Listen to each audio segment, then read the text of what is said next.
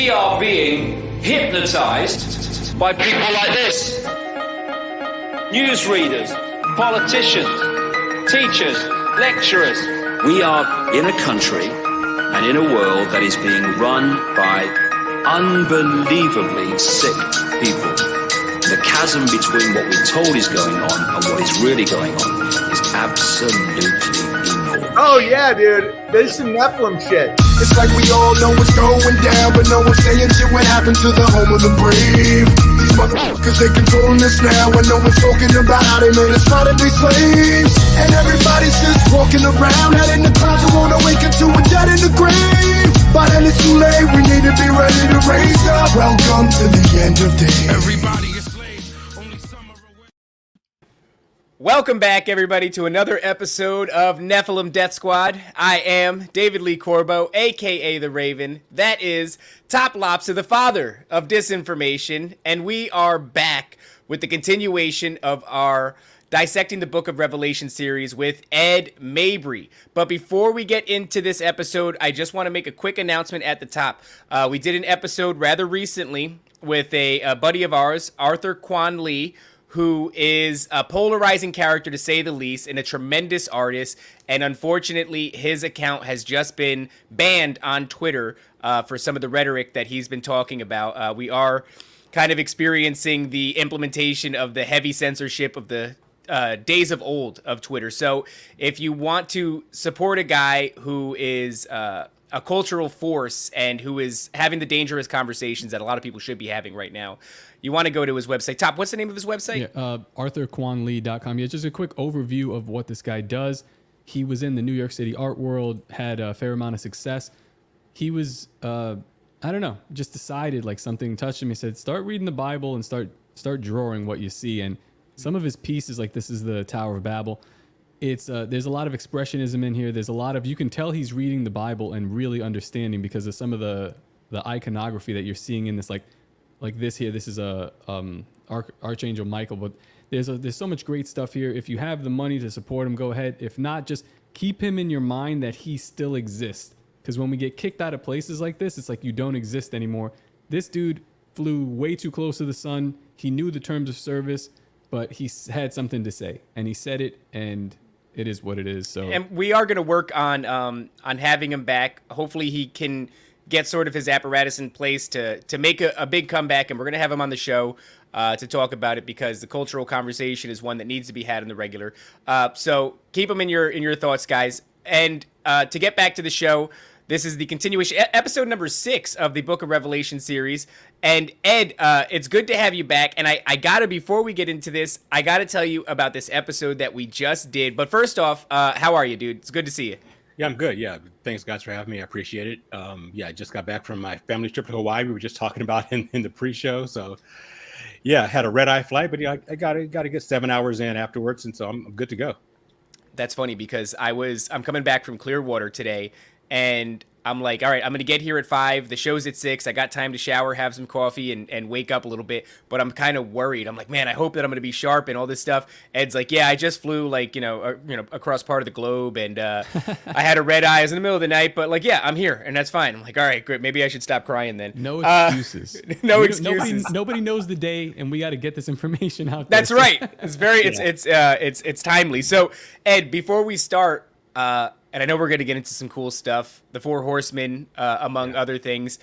I just wanted to say that we did an episode, and I highly recommend you should check it out. Yeah. And I would love to know your thoughts on it. It was with Paul of Understanding Conspiracy, and it was with JT Follows JC, and it was their theories on, and they came with evidence on why they think we're actually in the little season, and that the unfolding sort of prophetic moments that we're seeing, prophecy unfolding in real time, are actually manufactured to make us uncertain of the time that we're actually in. Yeah. And it was so fascinating. All I could think was like, I gotta tell Ed about this. Like that was like the number one thing. Also, people were even saying that too. They're like, you guys got to tell Ed about this. So, but what are your thoughts on that?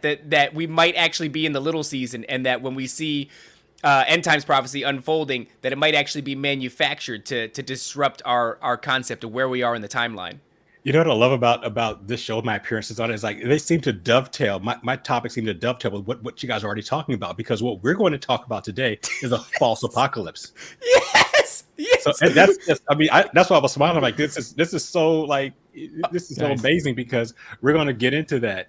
Again, I have not listened to the show you were talking about, because again, I've been out of, I wouldn't say out of the country, but virtually. I mean, Hawaii is like way off in the southernmost state for like You're on 3 hours vacation, away. Ed. It's okay. It is like a different place, though, right? When you're on an really island, is. I mean, it's much more like a different country, that even though everything's American prices, we were talking about double the American prices, which is why I'm like, I was there for my kids and make sure they got that experience, but like it's so bloody expensive. But the point is that, I wasn't really around. But so two things about that. Number one, please send me the link to that show. I'd love to dive into it and maybe talk about it a little bit more next week. But it sounds like it might be close to what I'm going to talk about today. And the other thing is, I wanted to tell your listeners that because I was out last week, I wasn't able to respond. I saw a lot of questions coming in, a lot of comments, which I really appreciate from your listeners. Just know I wasn't ignoring you guys. I was out on a family vacation last week. I will answer your questions and comments in the next few days. So yeah, don't think I wasn't. But also, Ed, feel free to ignore them. That's fine too. Feel free to ignore them. Feel free to actually, instead of ignoring them, just respond with insults. Even if they're nice to you, just do that. Insult them and keep it moving. They're used to it.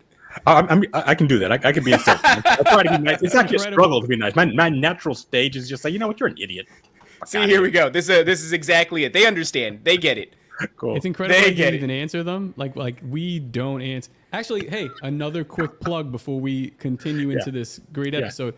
We are doing an offshoot of the show. It's going to be called Nephilim Death Squad Chronicles. I'm working on the graphic.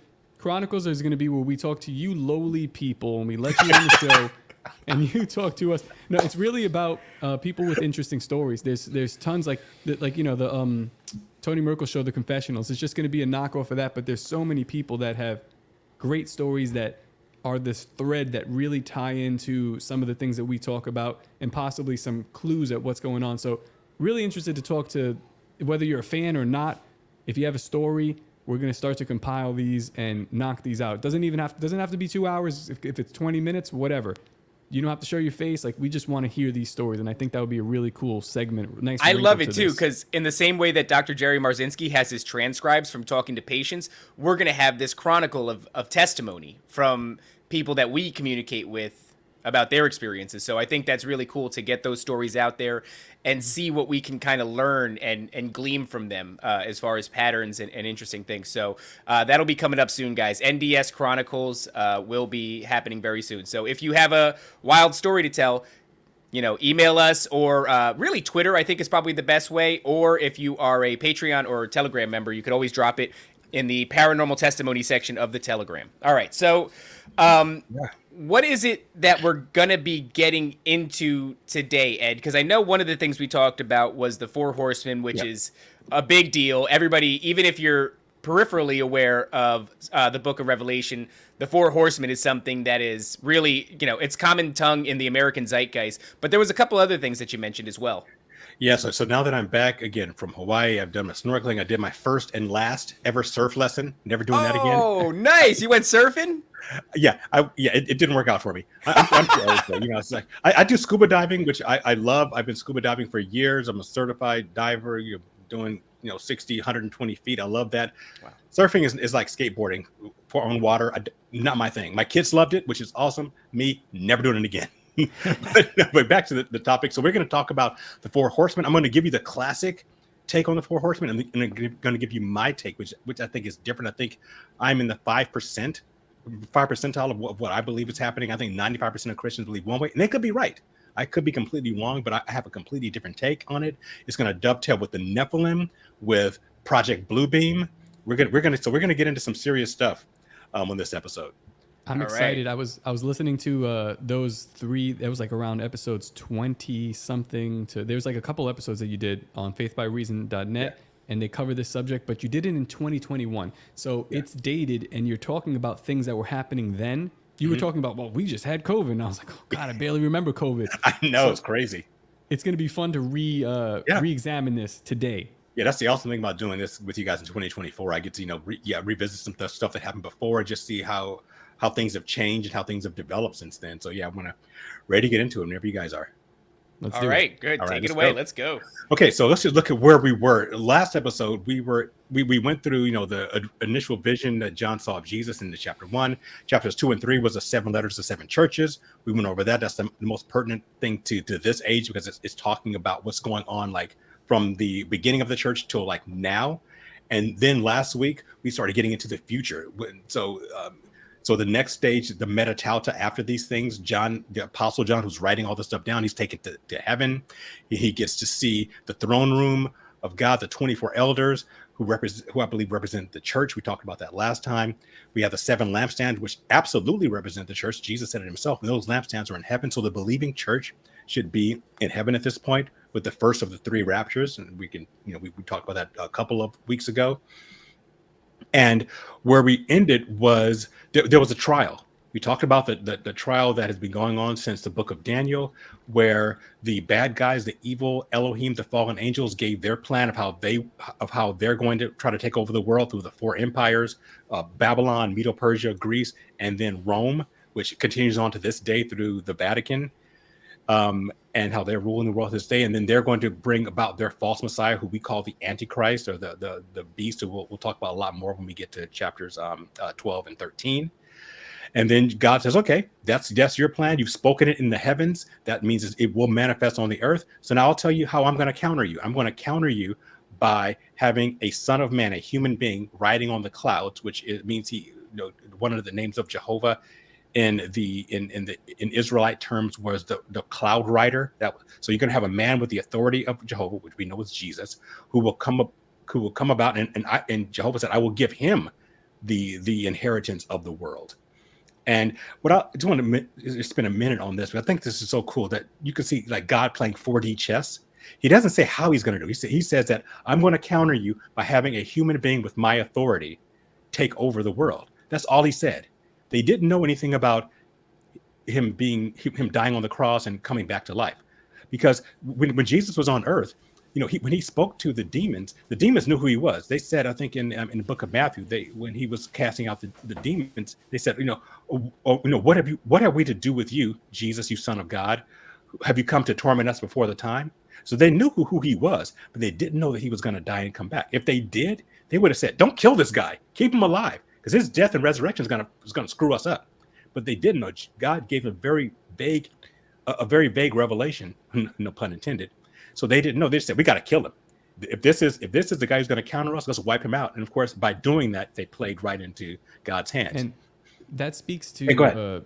This idea of the indulgence of their character. When you see people, when you see the COVID regime, for instance, this is a good example. They start to get real stupid with what they're doing, because they're just like they're like, we can do this and then we can do that, and then they move too fast and they bite off more than they can chew, and they look back and they go, damn, the whole thing crumbled. So they are, they're not undefeatable. They're not strategic thinkers. Put it that way. Yes, they're not strategy guys. They're just they're like bulls in a china shop. But God is like, again, playing 4D chess with them. So where we ended was when we saw the end of the trial, where we saw that the 24 elders who represent the church, they're going to be the jury and the witnesses, and they pronounced them guilty.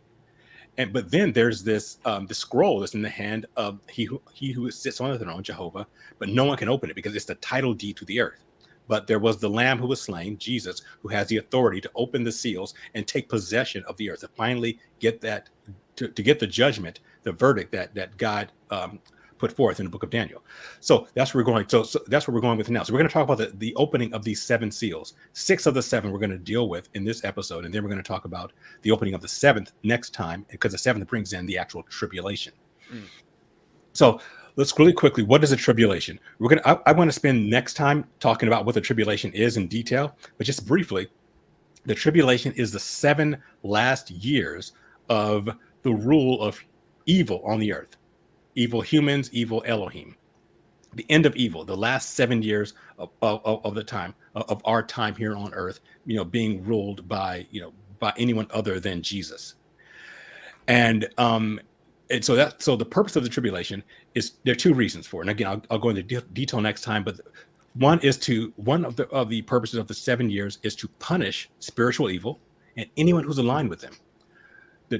All the plagues and the wrath of God that we're going to see later on, they were not intended for human beings. They were only intended for spiritual evil. However, if you are not if you're not a believer, if you've chosen to go to align yourself with spiritual evil, then you'll endure it, because that was your choice. But it's not God's will. It was your choice to say, you know what, I reject God. I am going to align myself with the bad guys. That's one purpose. The other purpose is to get Israel to believe, whoever they are, because we talked a few episodes ago about the people who claim they are Jews but are not, but are synagogue of Satan. So whoever the real Jews are, remember, they rejected Jesus in the first century, but they have to accept him and call for him. A prerequisite to the second coming is for the Jews to say, we were wrong. Jesus is our Messiah. Please come. And then 3 days later, he will. We'll see that happen. We see that in the book of Hosea. We'll talk about that next week. So the two purposes: punish spiritual evil and push the Jews to the limit. So they finally say, hey, we missed our Messiah. We're going to call for him. It was Jesus, and then he'll come back. So I want you to just put that out there. The reason is that when we open these 6 seals, the first 4 seals are the 4 horsemen, and then the last 2 seals, 5 and 6, are a couple of other cataclysmic things that happen. So there are 2 views about the opening of the 6 seals. Actually, there are 3. There are 2, and then there's mine. So the first idea that these 6 seals, and it's very popular in most Christian circles. If you listen or read anyone who does exposition commentary on book of Revelation, they'll say that these 6 seals are either the beginning of the tribulation, that these are the beginning of God's judgments on the earth, or the other idea is that they are an overview of the entire 7-year period. So it's either the beginning of the tribulation or an overview of the tribulation. I have a different take. I don't believe it's either of those things, but I want to give the classic ideas about it first. Then I'll give you my idea. I mean, it's not just me. There's very few other people. Maybe 5% of us believe what I believe, but 95% believe that it's either the beginning of the tribulation or an overview. And they could be right. I'm not going to say that I'm definitely right, but I think I have some good reasons to believe that. So if you want me to dive in, I'll dive in. Otherwise, if you guys have any comments, I'll we'll go over them now. No, I think I think let's go, because it's very interesting to me.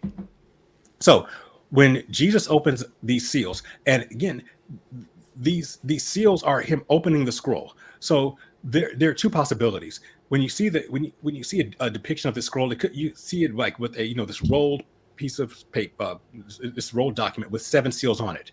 It's possible that that's just how they are. He just breaks them open as they and he can unroll the scroll. But there's another idea that each one of these seals they're not all in a row. Like, you open one, you can unroll the scroll a little bit, then there's another seal, and you break down and unroll it a little bit more and reveal a little bit more. So it's either one of the 2. We're not really sure because we don't know what the scroll looked like, but it's one of those 2 ideas. So it could be that each time he breaks a seal, he's revealing a little bit more, and then a little bit more and a little bit more after that till he gets to all 7. So just kind of semantics, but I'll let your listeners take that for what they as they will. So the first 4 seals are the classic 4 horsemen. So Jesus breaks the first seal. And another thing to keep in mind is that it could possibly be that these seals have something to do with the Holy Spirit, because we are told that Christians are sealed to God by the Holy Spirit. So if the believing church is raptured, we talked about the rapture a couple episodes ago, that the Holy Spirit is taken out of the world. So maybe as these seals are broken, meaning it could mean that the seal of the Holy Spirit is also being broken, allowing evil to come forth. That's my theory, but let's stay with the theory first. So he opens the first seal, and there's and you hear a voice from one of the cherubim we talked about last week, saying in the King James, it says, "Come and see." And the idea, he's talking to John. He said, "Hey, John, come and see what's happening." And he says, "Behold, a white horse." So there's a white horse and someone riding on him. He has a bow, not arrows, but a bow. And he said, he goes forth conquering and to conquer. So the classic idea is that this is the Antichrist. This is the beginning of the Antichrist conquering the world, or it's an overview of the Antichrist rule during the 7-year period. Okay.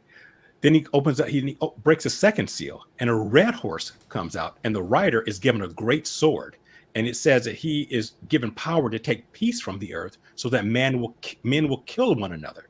So the classic idea is that this represents war, possibly World War III, which many people think, for a good reason, will be centered in the Middle East. We have a lot of reason to believe that. And so this will, obviously, war is terrible. A world war is going to be all encompassing, and it's going to result in a lot of chaos and a lot of people being killed. And again, and if you look at the overview theory, it just means that the entire 7-year period will be a time of turmoil and war. Then he breaks the third seal, and you see a black horse. And the horseman riding on that has a pair of balances, scales in his hand. Now, again, in the first century, this was indicative of commerce, because you would measure whatever you bought, you would measure it for how it weighed against a certain amount of gold or silver. So you put some gold on one side of the scale, and whatever you were purchasing on the other side, and you would balance it in a way, okay, it costs this much gold or whatever. So it's basically, it represents economics. And then a voice from the midst or the middle of the four cherubim says, a one measure of wheat for a denarius, or 3 measures of barley or a denarius, and hurt not the oil or the wine. What does that mean? A denarius in Roman times, which the Roman Empire ruled during this period of time, a denarius was a day's wage. So you would work an entire day for 1 measure of wheat, which was enough for a small loaf of bread, basically the size of a big dinner roll. So you could work all day for either 1 dinner roll of wheat or 3 dinner rolls of barley. Barley was a lower quality grain.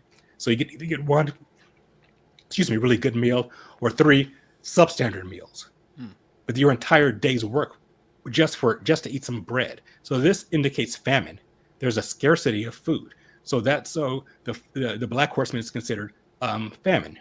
So, and when you have a period of war, usually there's scarcity. And so that means that people are just going to be starving to death during this period of time. I don't want to get too ahead of us, but this is one of the things that we talked about on the previous episode, where when I said that, and Top agreed with me, there is a lot of ways in which you could interpret the elites, let's just say the elites, are manufacturing end times prophecy. Famine in particular is one that I see as being a manufactured scarcity sort of issue, where I think that we saw a string of factory farms burning down over the past, I guess it was last summer. It was at an alarming, it was an alarming rate. For a couple of years. Yeah, just over and over again. And then you couple that with the sort of H1N1 scare, where they have to cull all of their birds because of a virus going through, and then on top of that, you have these instances of farmers being told to destroy their crops. The government is telling them to do that. So they just shut down factories for the cold. Like we forgot about that. And there were shortages of different things that I saw it in some stores. There was like, oh, there's not this in here anymore. It's like, no, we don't know how to make it anymore. It's just not being made. We lost the technology. We lost that like the moon landing, right? Exactly. Yeah. But I look at that. Go ahead, Top. It shows the finger that they put on the scale where they could just do this. And then we saw a little glimpse of what is possible. Toilet paper. Where's the toilet paper? Look at this right here. Lucas says it's been happening weekly for the past almost 2 years. It's happening to the extent that we are almost forgetting it. And it's one of those things, not to get too deep in the weeds here, but when we have a cataclysmic event in the food chain or in the supply chain, it seems to echo. Like when the barge crashed into the bridge, and then another barge crashed into a bridge, and then another one crashed into a bridge, or when the train derailed, and then another train derailed, and then another train derailed. And it was like, in these moments, you can look back and make a strong argument for the systemic sort of sabotage of various points of industry within the United States, at least. And so I just look at that, this idea that famine, a lot of the four horsemen, even this is probably going to get us pulled off YouTube, so I'll try to dance around this, but the whole virus debacle. Yeah. All these different things, plague and famine and war, it's like, well, those are at this point right now where we stand at the level of government that we have and the level of influence that they have over the planet can be manufactured. And that is a very strange place to be. Yeah, I'm with you. When we get to my take on it, you're going to find it. We're aligned on that. I do believe that a lot of it's manufactured, but for a specific reason. So I agree with you with the what, and we're going to explain the how in a few minutes. I Okay, wanted great. to just yes, add go ahead. something Yeah. in about the dispositions. As you describe what they are, and we get towards the end, it's just basically getting further from God. And now you said breaking the seals could possibly be the detachment of the Holy Spirit, which it felt like God, through this last disposition, the last two, sent his son to deal with us. Rather, he was sending governments, and he was doing it himself. Then he sent his son, and his son is kind of like, all right, we have the Holy Spirit in the church age, and then it's just peeled off, and then you have nothing. Totally. A buddy of mine who I do Bible study with, he's part of a group that I do Bible study with. He made a funny statement. He's like, at the end of the Old Testament, like pro wrestling, he says, God just basically tagged Jesus in. It's like, I'm out. I can't do it. People, I'm tagging you in. You go fight him. He jumped over the ropes. WWF, WWE people. He jumped over the ropes.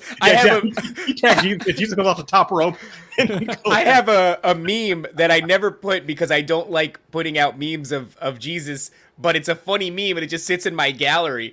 But it's just like all it says is he's back with like an exclamation point and a question mark, and it's just him with guns and bullet shells raining everywhere. And I'm like, it's so funny. I don't want to post it because I feel like it's distasteful out of all the distasteful things that I do.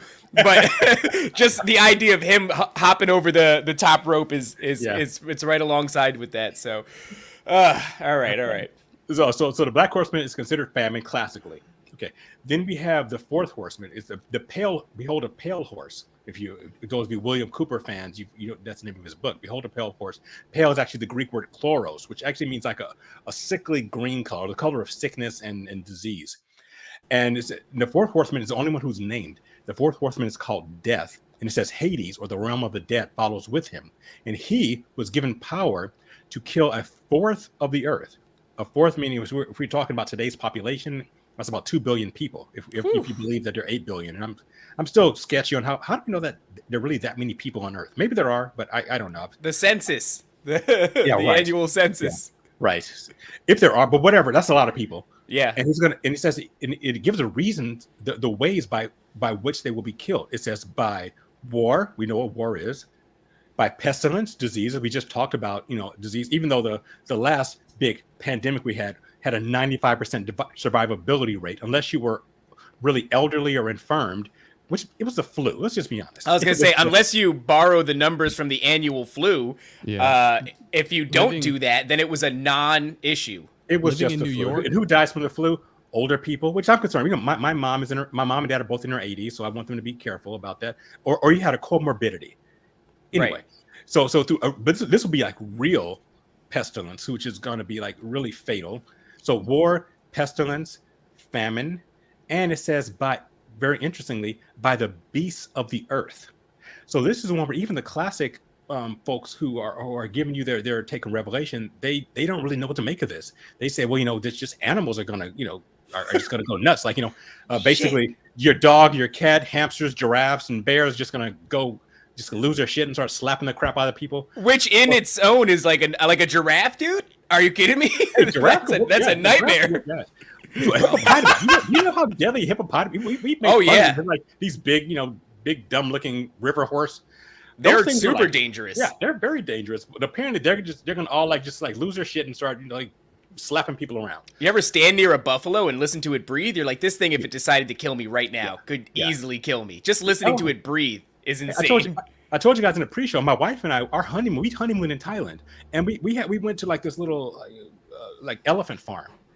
Elephants were very intelligent animals. It was really fun riding them, but one of them wrapped their trunk around me, and it was all muscle. I'm like, this thing, if he could just if he decided to crush me with his trunk, he could just freaking squeeze me and flatten me with his trunk.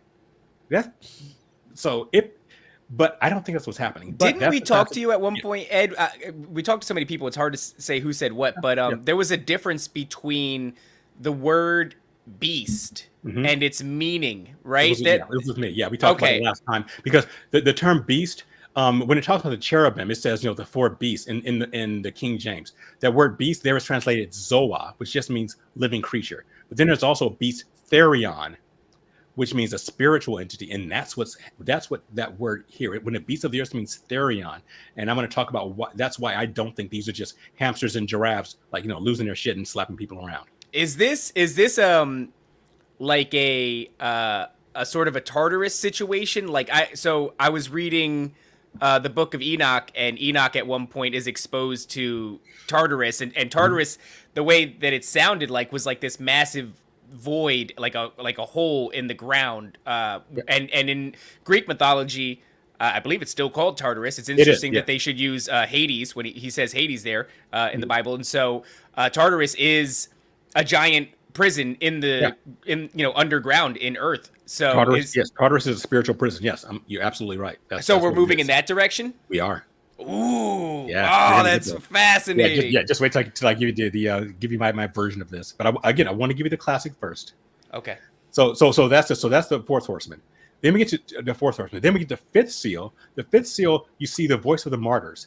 It shifts back to heaven, and you see all the people who were slain for the testimony of Jesus. And they cry out to God. They say, "How long, O Lord, righteous and true, till you avenge us upon the world for all the things that were done to us?" And God says, "Wait a little while," and He gives them white robes and says, "Don't worry, just wait, and we're gonna take care of this." Then you have the sixth seal. By the way, the fifth seal is one of my evidence points that the classic view is wrong, but I'll get to that. Then we have the sixth seal. The sixth seal is called it was considered cosmic disturbances. There's a great earthquake, the greatest earthquake in history, where you have all islands and mountains moved out of their place. So this is a huge earthquake. I mean, I was just in Hawaii. That's what's islands, and islands are basically, they're just mountains that are above water a little bit. So all mountains are moved out of their place, and it opens up great chasms. And then you have then the next verse says that the heavens are rolled up like a scroll, and the stars of heaven are cast down to the earth as when a fig tree casts down its figs during a windstorm.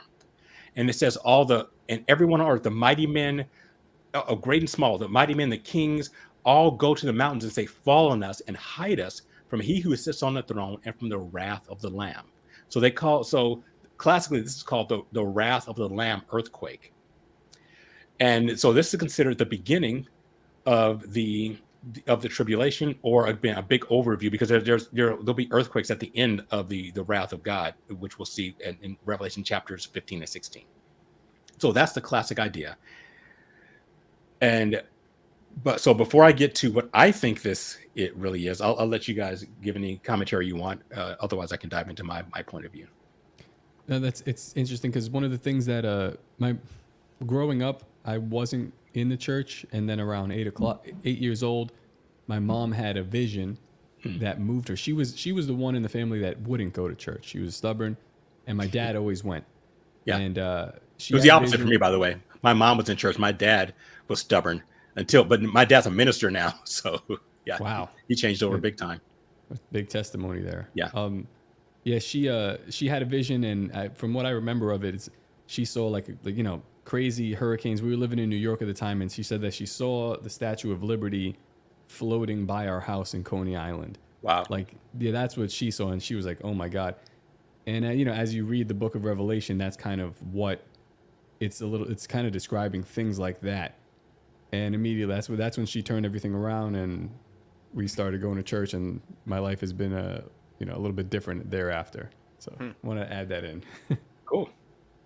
Fascinating. Yeah, one more time, when it comes to this, because I've heard people describe the shaking of the stars like figs from a tree, right? Is that the idea that they would fall? Yeah. As a fig tree, shakes. I'm paraphrasing. I've heard fig tree chests its figs in a windstorm. I've heard people say like that's going to be go ahead. Sorry, yeah, I'm remembering her vision. Besides that, she said that she saw God, but his face was twisted with anger, and he was throwing down fire. And she didn't know anything about this before.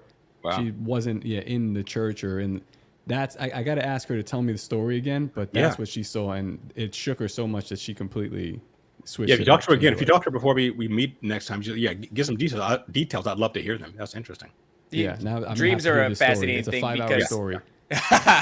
We were talking before the show of there was a time in my life where I was younger. I didn't have any context for them whatsoever, but I had a series of sort of prophetic dreams, like you might call them visions. I only started to understand them recently, doing like this Bible study that I've been doing, and but dreams are just a fascinating thing because we kind of almost throw them away, not throw them away. They almost are meaningless to other people, and so you don't share them. And in the sense that you don't share them, they just fade away from your memory. They're not applicable necessarily to the everyday drudgery of life. And so, but like, they can be so profound. And when you're reading the Bible and you're hearing about these visions and dreams of these, the multitude of characters throughout the Bible, you're like, this is actually something that's incredibly important. And as a culture, like, we don't really have a means to dissect them or understand them. We don't have a place for them.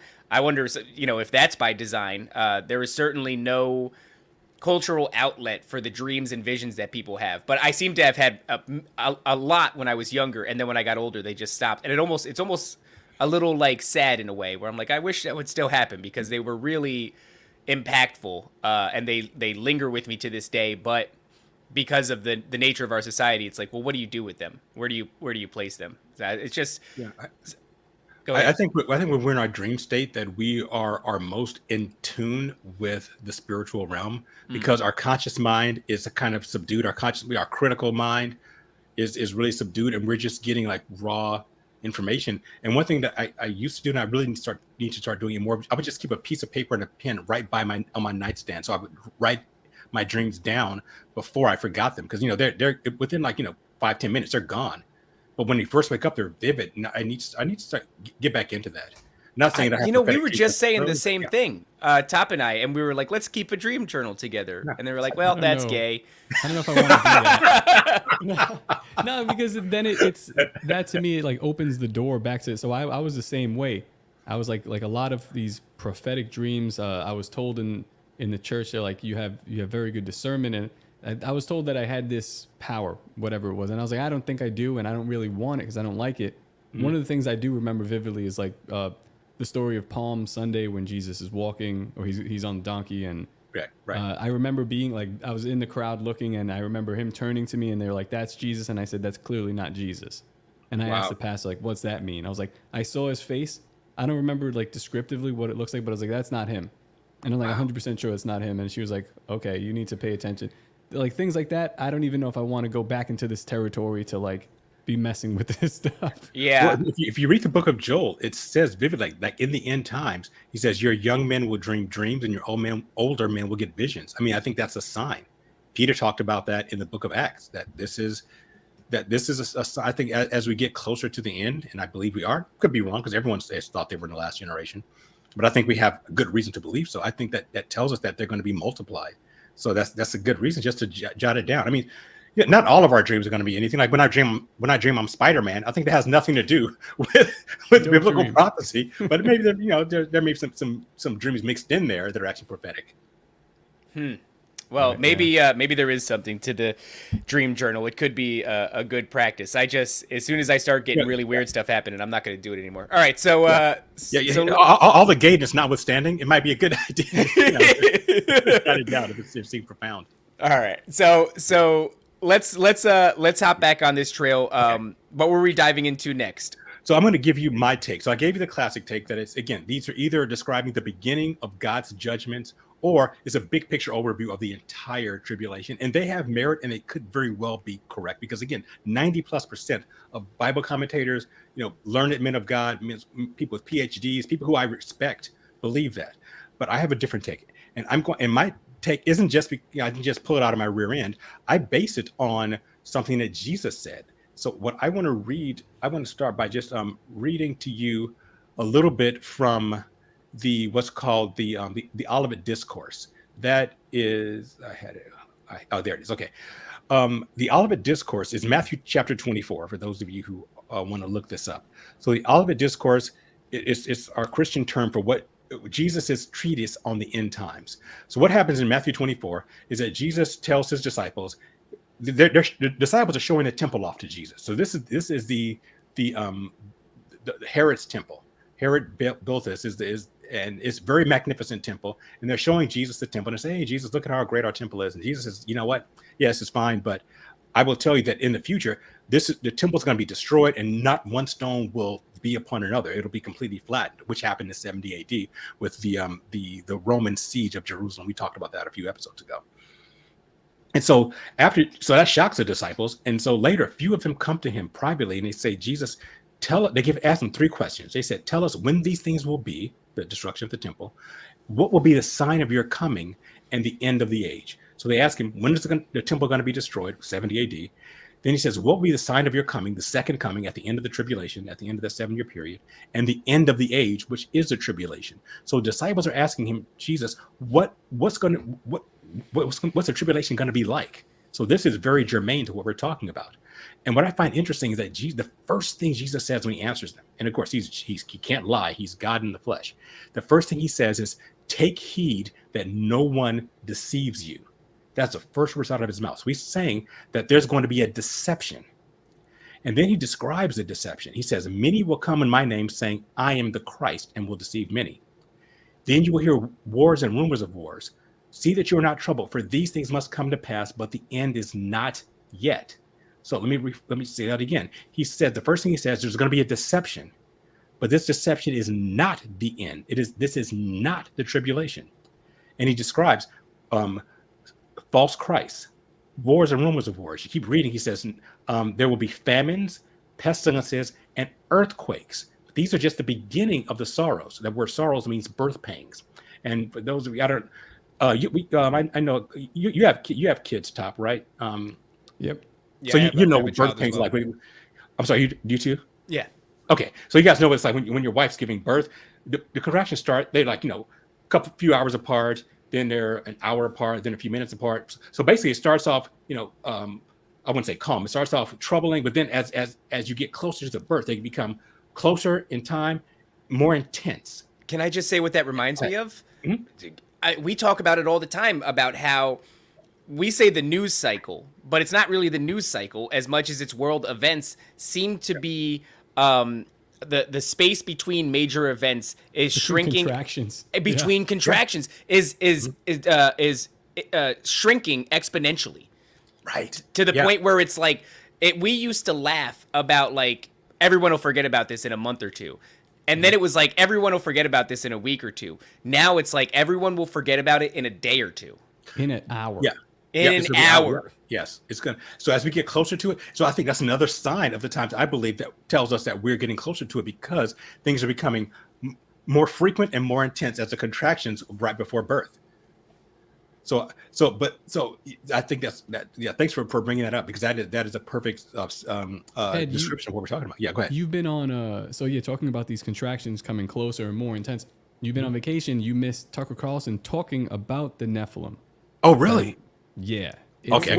Which literally gave Tucker me pause. Carlson I'm like, talking about Nephilim. why am I? He said that he believes that the alien phenomenon is actually spiritual. It's the fallen and it's the Nephilim. It sounds like he watched an That's the episode. sixth seal. We're going to get to that. Go ahead, Top. It sounded like he watched an episode and just repeated what we were saying. And people will watch our stuff and they're like, these guys are crazy. And then he said it and we're sitting there like, buy And a now, shirt. but the way I buy a shirt and the way I am, I'm like, I don't know if I believe it anymore. Because now that it's Tucker Carlson saying it, I'm like a natural contrarian. I go against the status quo in that way. And so I'm like, why is this dude who often is seen wearing this like Kabbalah bracelet, like this Jewish mysticism bracelet, why is he saying the things that I'm saying? What the hell am I saying?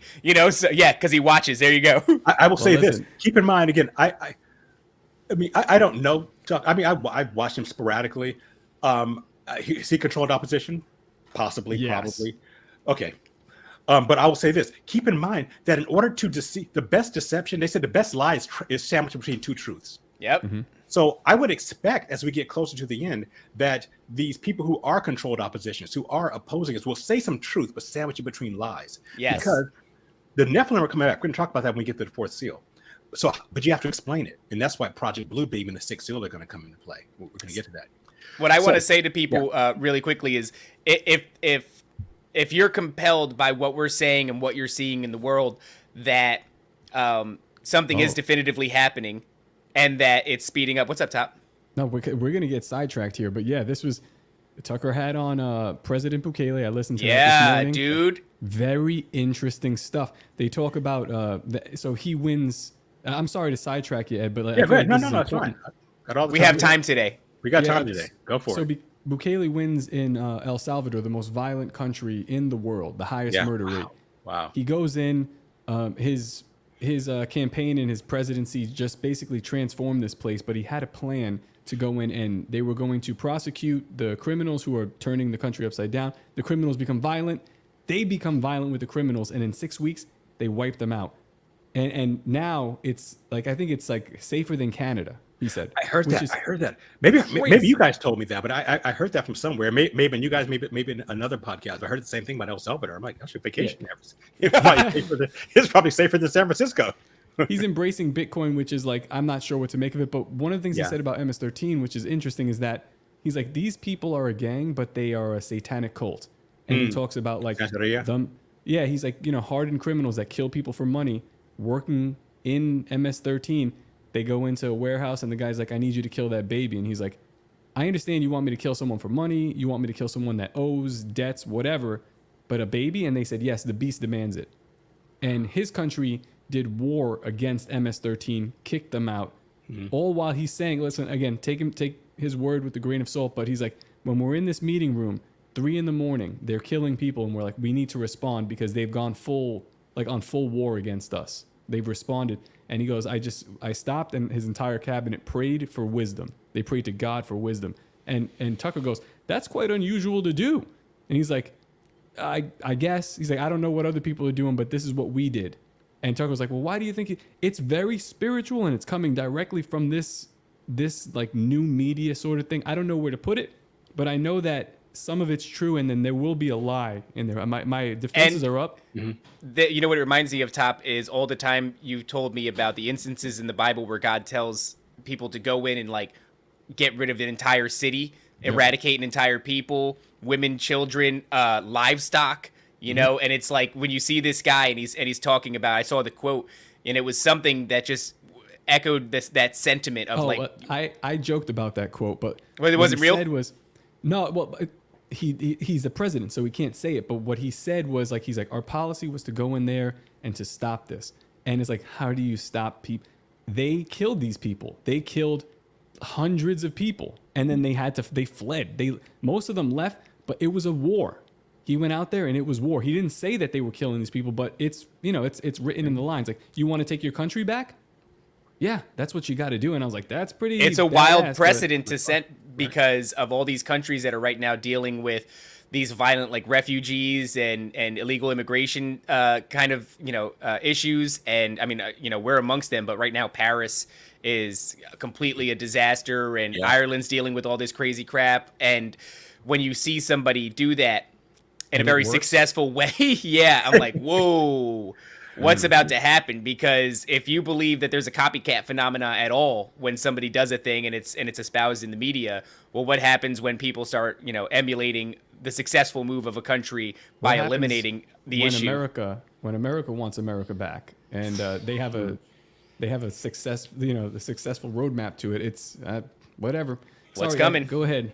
So just to piggyback on that a little bit, when you talked about the areas in the Bible, we're talking basically the book of Numbers, where Jehovah tells the Israelites to go in and wipe out every man, woman, child, and livestock in certain tribes. Those were all Nephilim tribes. Right.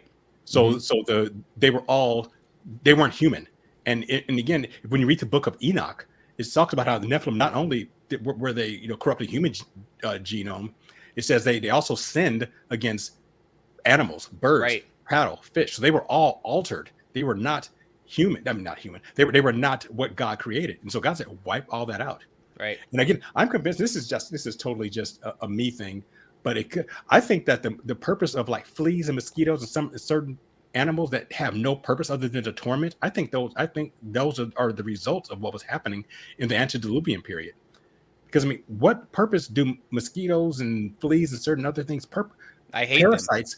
They serve no purpose. They don't do anything except feed off of others. They don't contribute anything. Like other animals, other insects, they actually make they work in a certain way in concert with nature.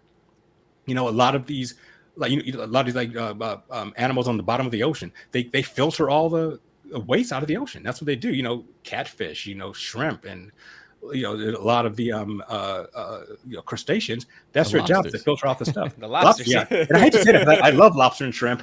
Love How lobster. dare you? Yeah, I just how ate dare you. shrimp today, and I'm like, yeah, delicious. man, Bottom yeah. feeders. Yeah, that's why I couldn't be Jewish. I mean, I love lobster and shrimp too much. Yeah. I love pork and seafood too much to be kosher.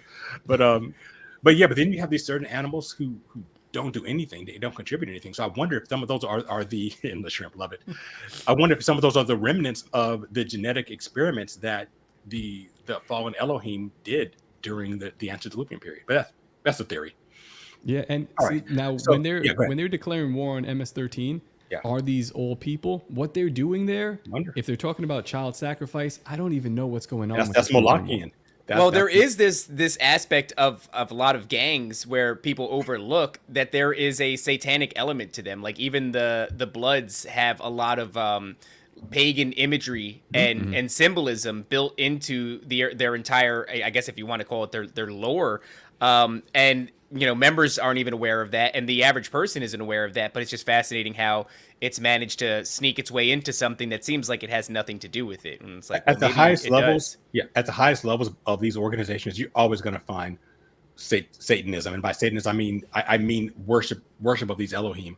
Yeah. And again, it doesn't trickle. You talk about the Freemasons. Like the average Freemason they don't know anything. They're just there. They're there for business contacts and being at the lodge, and It's like networking. Yeah, networking. But at the highest levels, they are worshiping Elohim. And it doesn't trickle down to the average Shriner or the average Freemason. So that's why I don't have a problem necessarily per se with. Again, like you said, they're just networking. They're just trying to get a better job. Go higher in their company, in the whatever organization or business they're in. But at the highest levels, it's all about worshiping the fallen Elohim. All right, so where do we leave off Right, now? so we're going into your theory now. Right, yeah. So my theory is that there's deception based on what Jesus said. He said that there will be a deception before the actual tribulation. He said these things are not the end. And what did he say? False Christs, earthquakes, famine, wars. So my thought was that this is a deception. This is a false apocalypse. Before the actual tribulation. And I think it's a false manufacture. We talked about this earlier. I think it's manufactured in order to deceive people.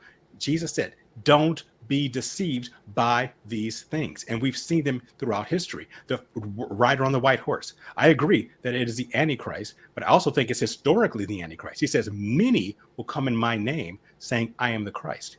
Let's look throughout history, our recent history, like the last millennium. We have had people, and this is going to make your Catholic listeners a little angry, but understand this. I want to preface this. I have no problem with the Catholic people.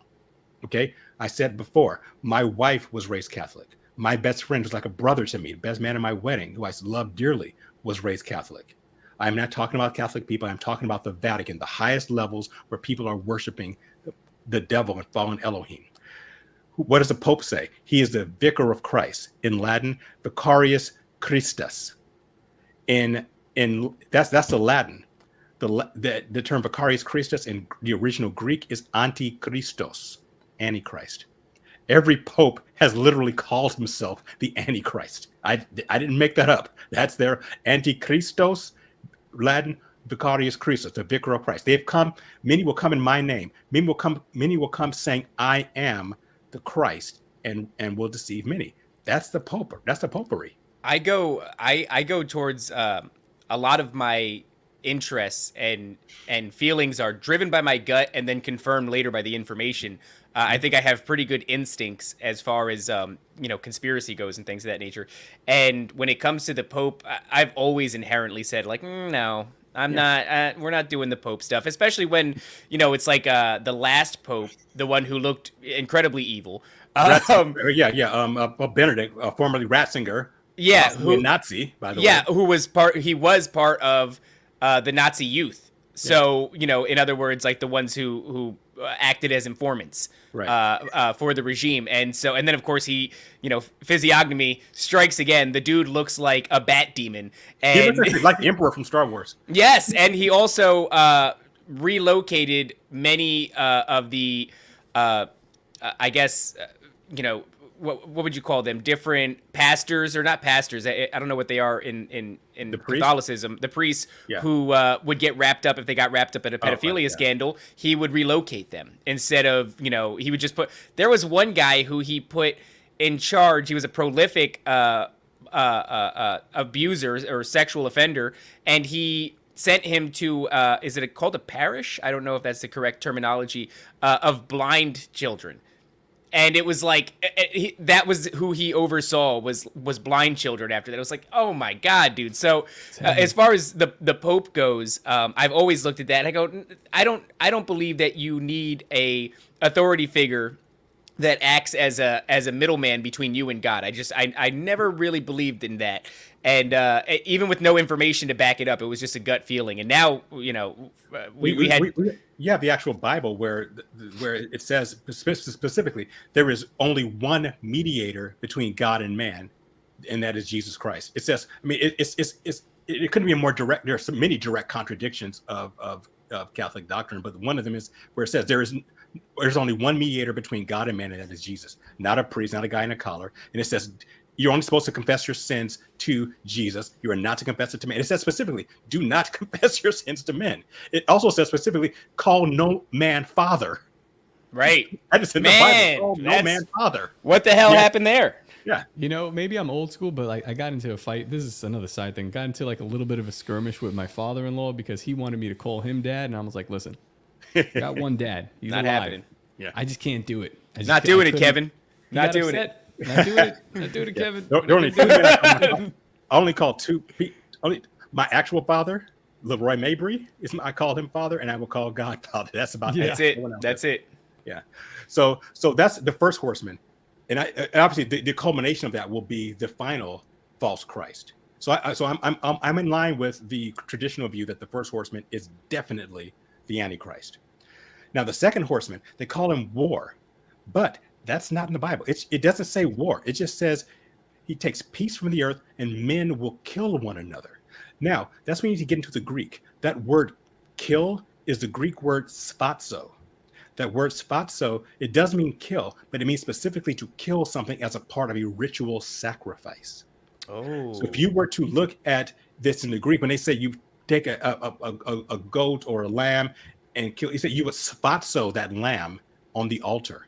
So it's specific. That's why the Greek is such a great language, because it's very specific. The word kill can mean anything. It can mean killing a bug, killing a person, killing your dreams. We use the same word, but Greek is very precise. Sphazo means to kill specifically as a part of a ritual sacrifice. So this is saying that men will blood sacrifice one another. One another. So yes, this is the idea of those red heifers in the temple. Once they start sacrificing that will eventually them.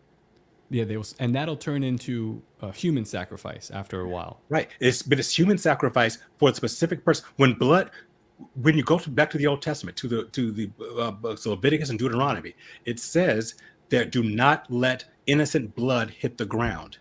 Why? Because when blood, we may have talked about this before, when blood hits the ground, it thins the veil between the spiritual world and the physical world. It allows transference of spiritual energy from one realm to the other. So if you have men killing one another, sphazoing one another in a ritualistic sense, it is going to allow the emergence of a tremendous amount of evil spiritual energy to enter into this realm.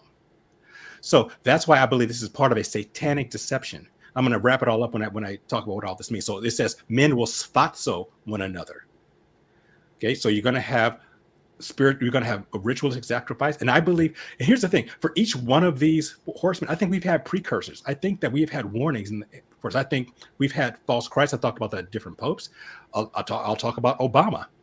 If you look at this guy, especially in the black community, that guy, he was messianic. He was messianic all over the place, but especially in my community, he was considered virtually Jesus. This man was quasi-worshipped. Now, do I believe Obama's the Antichrist? No, I don't think he was smart enough to be the Antichrist, quite frankly.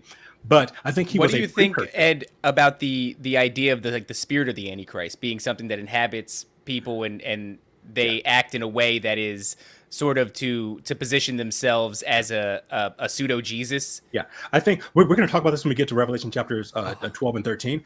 But Okay. here's the thing. There has always been an Antichrist on the earth. Always. Why? Because Satan, Lucifer, he doesn't know when this is going to happen. Only God knows. Only God knows the day of the hour. So Satan has had his man ready at any point. God, the Holy Spirit's been holding him back. Was Hitler was an Antichrist. I think you've had Antichrist. Could Obama have been he could have been Antichrist. Maybe Trump is. Who knows? But they've always had, Satan has always had his man ready, because people have this idea that the spiritual evil, Satan, Lucifer, the other fallen angels, that they're like the emperor in Star Wars, or they're like Sauron in Lord of the Rings. They're sitting in their castle, twirling their little mustache, saying, "Oh, good, my plans are coming together." Eventually, no, they're not waiting. They've wanted to do this from day one. But God's been holding them back. The Holy Spirit's been holding them back. And once the Holy Spirit is taken out of the world, this is when they say, good, the Holy Spirit's gone. Let's do our thing. So whenever the rapture occurs and the seals are open, whoever is the Antichrist du jour, the Antichrist of the moment, he will be given the authority to start doing these things. So the white horseman will be whoever is on the scene at the time. And then you have the spatzo. Then you have the release of spiritual energy. That's what I believe that's the red horseman's about. Then you get to the black horseman. And Raven, you talked about this a little earlier about how it's manufactured. It will be a famine, but it will not be a famine of scarcity. It will be a famine. It will be manufactured. It will be hyperinflation. That is why it will take you a whole day's wage in order to afford a meal. Not because there's not bread available. We can do this now. Our currency is fiat currency. The dollar is meaningless. It's a worthless piece of paper. The only reason I can give somebody $10 and they give me a sandwich is because right now the person who owns a sandwich is willing to give me the sandwich for $10. He could, at any point, he can say, you know what, I don't want to give you this for $10. Just perceived value. Exactly. So at any moment with inflation, hyperinflation, we've seen it before with the Weimar Republic. We've seen it in Venezuela. We've seen it in Argentina, in Brazil, where there's hyperinflation, and that can happen. We can manipulate our currency at any point to have that happen.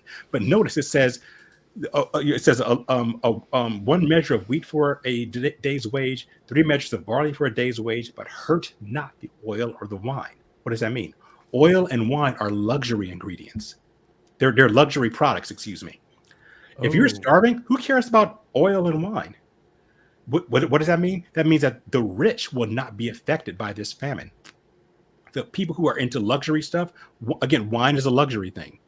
Olive oil, again, in the first century, olive oil was a luxury item.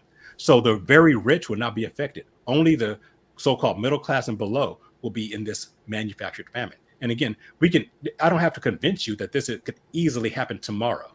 Oh, yeah. Happened last year. Right. And why does it happen? Because remember, what is one of the main tenets of the globalists? They want to reduce our population. The Georgia Guidestones, I guess, where they were like blown up a few years ago. After, by the way, a seemingly a sacrifice took place on the top of the Georgia Guidestones, because one of the last images of it before it was destroyed, there was you could find articles about this, a tremendous amount of blood on the top stone. Yeah, so there was a sacrifice of some sort on top of it, and then they destroyed it. Fascinating.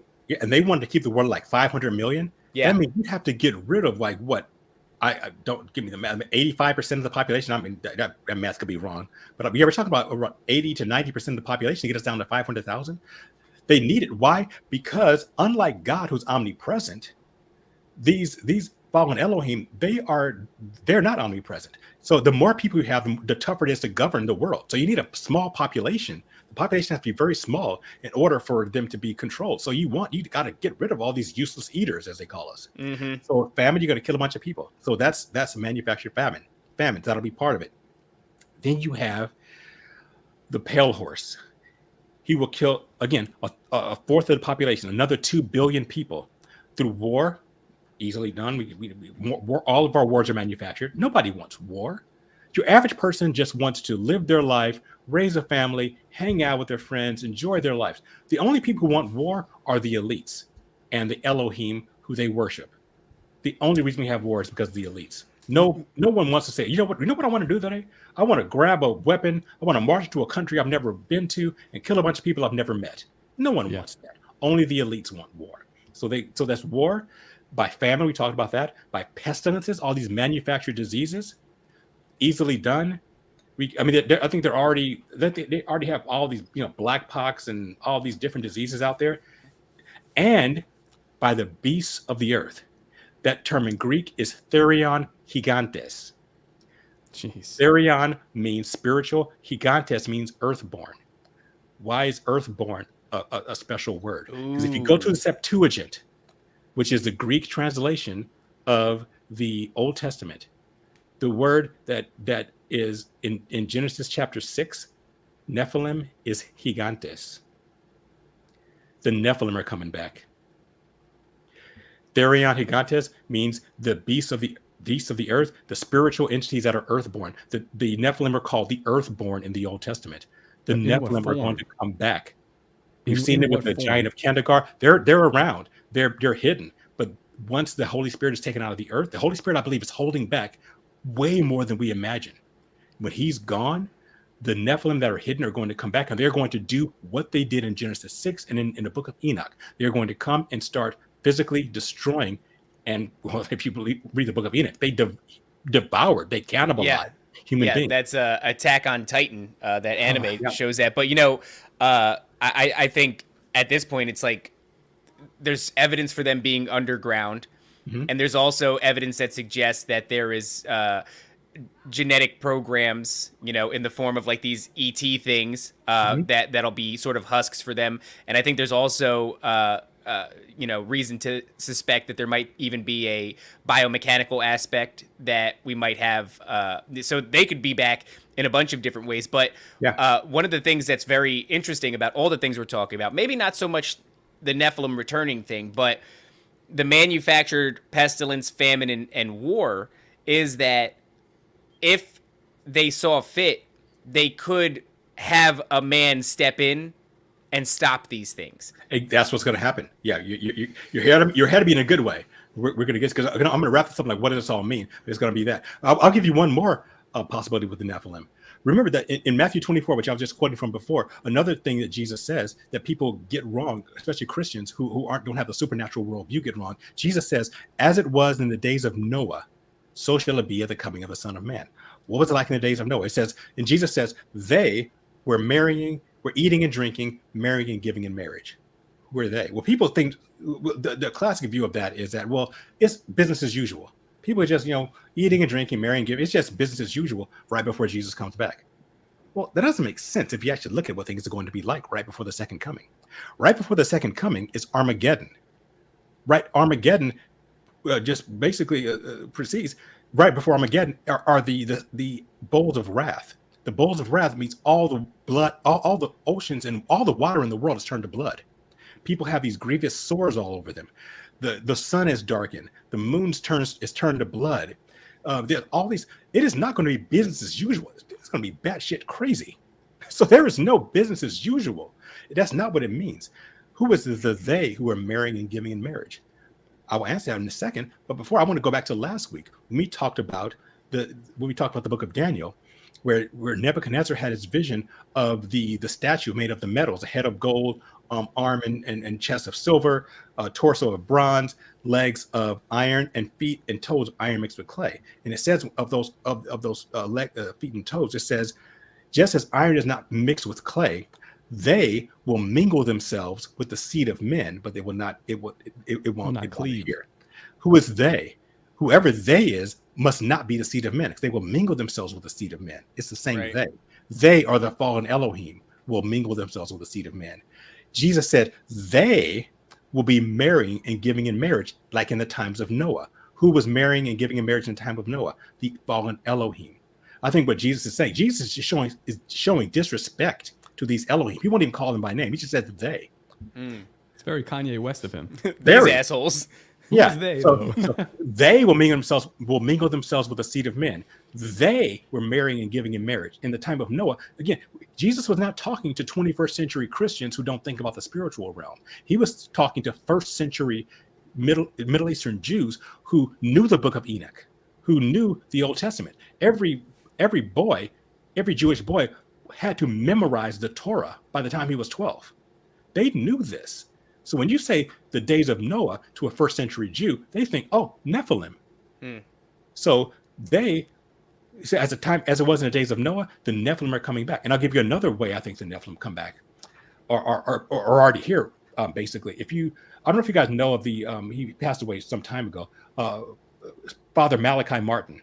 He was a Jesuit. Oh, I cannot recommend his books highly enough. He has 2 books I highly recommend you and your listeners read. One is called The Keys to This Blood and Windswept House. He was a Jesuit. However, he rejected the Jesuit teachings, and I believe he was actually legitimately saved. I have great admiration for him. He's a brilliant man. He spoke, I think, over 6 languages. What was the second one? It was The Keys of This Blood and Windswept House. Windswept House. Okay. Yeah, Father Malachi Martin. He was an exorcist. He has demons out, and he was on a show called the Art Bell Show back in the day. Yeah, and he was talking about different types of possessions. And he's talking about, most possessions are involuntary to a degree.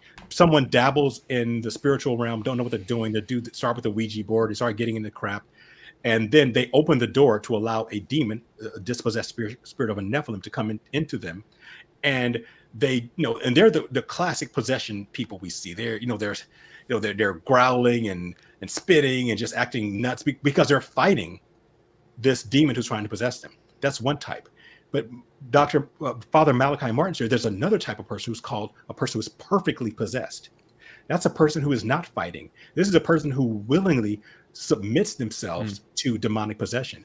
And he says someone who is perfectly possessed, you cannot tell that they're possessed because there's no fight.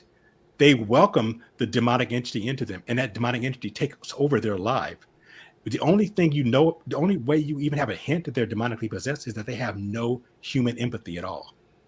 These are the people who I believe, this is just my opinion, who are in the halls of Congress and who are in the deep state, Hillary Clinton, who are molesting children, who are doing these blood sacrifices.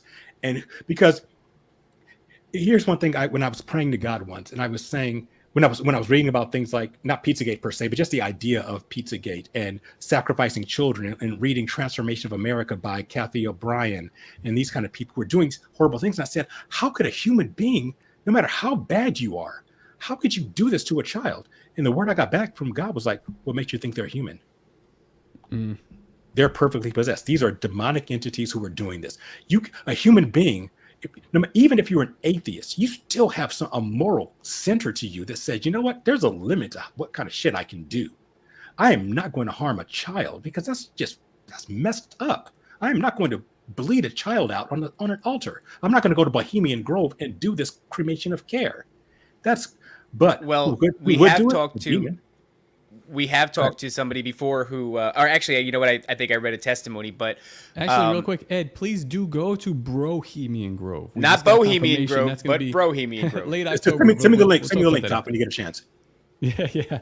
So go ahead, David. Go ahead. But what I was going to say is that I read somebody's testimony that willingly allowed themselves to be inhabited by an entity, and this entity, one of the things that it did was it sort of dulled emotional responses to things. And so you would imagine that if there was an entity inhabiting someone, one, it would prefer that person's personality leads the way, because that way it can preserve itself, right? If you're talking in a demonic voice, then obviously there's something very wrong. And so if you've got a perfect possession, then ideally that thing would sit in the back and just hold the controls, but the voice that would come out would be the person's. And the other thing is driving the car. Yeah. Yes, they're driving the car. Yes, and the other thing is that it probably would still, because they were born human, hurt them to commit the acts that they're committing. But these things seem to have the ability to subdue an entire array of human emotion. And so,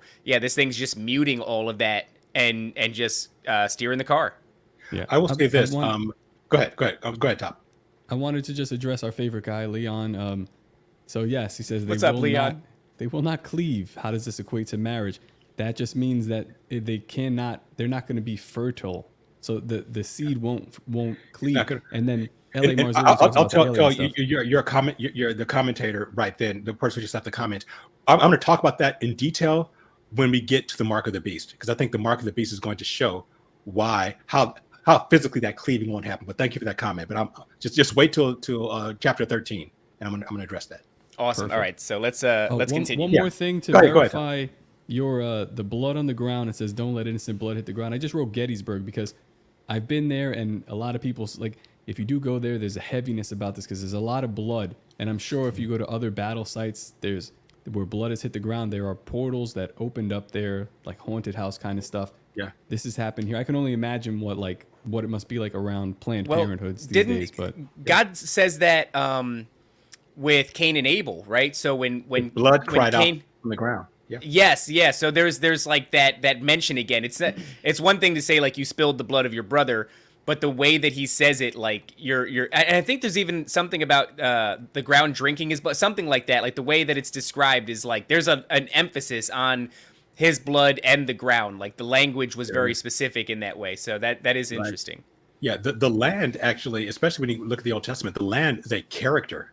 Right. It says because God tells Israel, if you worship other Elohim, the land will vomit you out.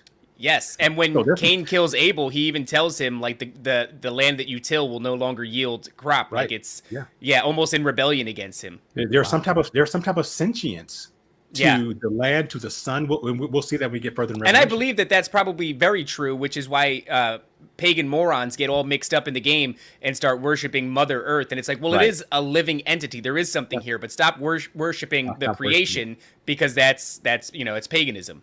Right. So I would say I want to just before I go on, I want to mention this. I when I was younger in college, I was much more political than I am now. Now politics is just professional wrestling to me. It's like a college football. But at the time when I was younger, I was really into it, and I met a politician. I'm not going to name him because I don't want to get into liability. But I admired this politician. I thought they were on our side. He came to campus when I was in college. Did he play saxophone? No, it wasn't. It wasn't that one. I never believed in that one. He was a fraud from day one to me. But he did play a mean saxophone. Yeah. Mean's a good word. I thought he sucked, frankly. As someone who's a huge fan of jazz and who has been in rooms with like fantastic jazz saxophonists, Clinton sucked. Did he really? The saxophone to me, he's the one. That's the one that I want to play. If I could play any instrument, I would play. I would pick saxophone. Bill he could play, but it was just playing. Yeah, but he wore the sunglasses and he looked really cool. But I've been in the room with Grover Washington Jr., who was like a great saxophonist, and others who are much better than better than Clinton. But it was a different politician, and I admired him. And I had he gave a speech at my campus, and I came and I met him. I shook his hand. I looked in his eyes. There was nothing there. It was hollow. And I was like, dude, it was almost scary. As we talked for like maybe like a minute. And I was like, there is nothing here.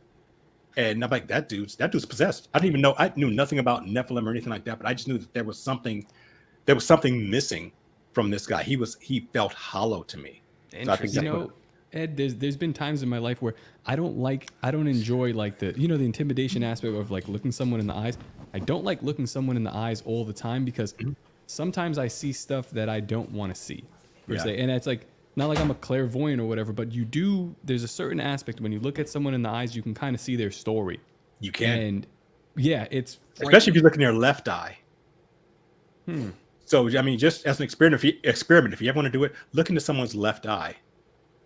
I don't want to get too, because I know it sounds paganistic, but I mean, I think, again, the best lies are sandwiched between two truths. There is something about the eyes being the window to the soul, and something about a person's left eye really does give you an impression of who they are.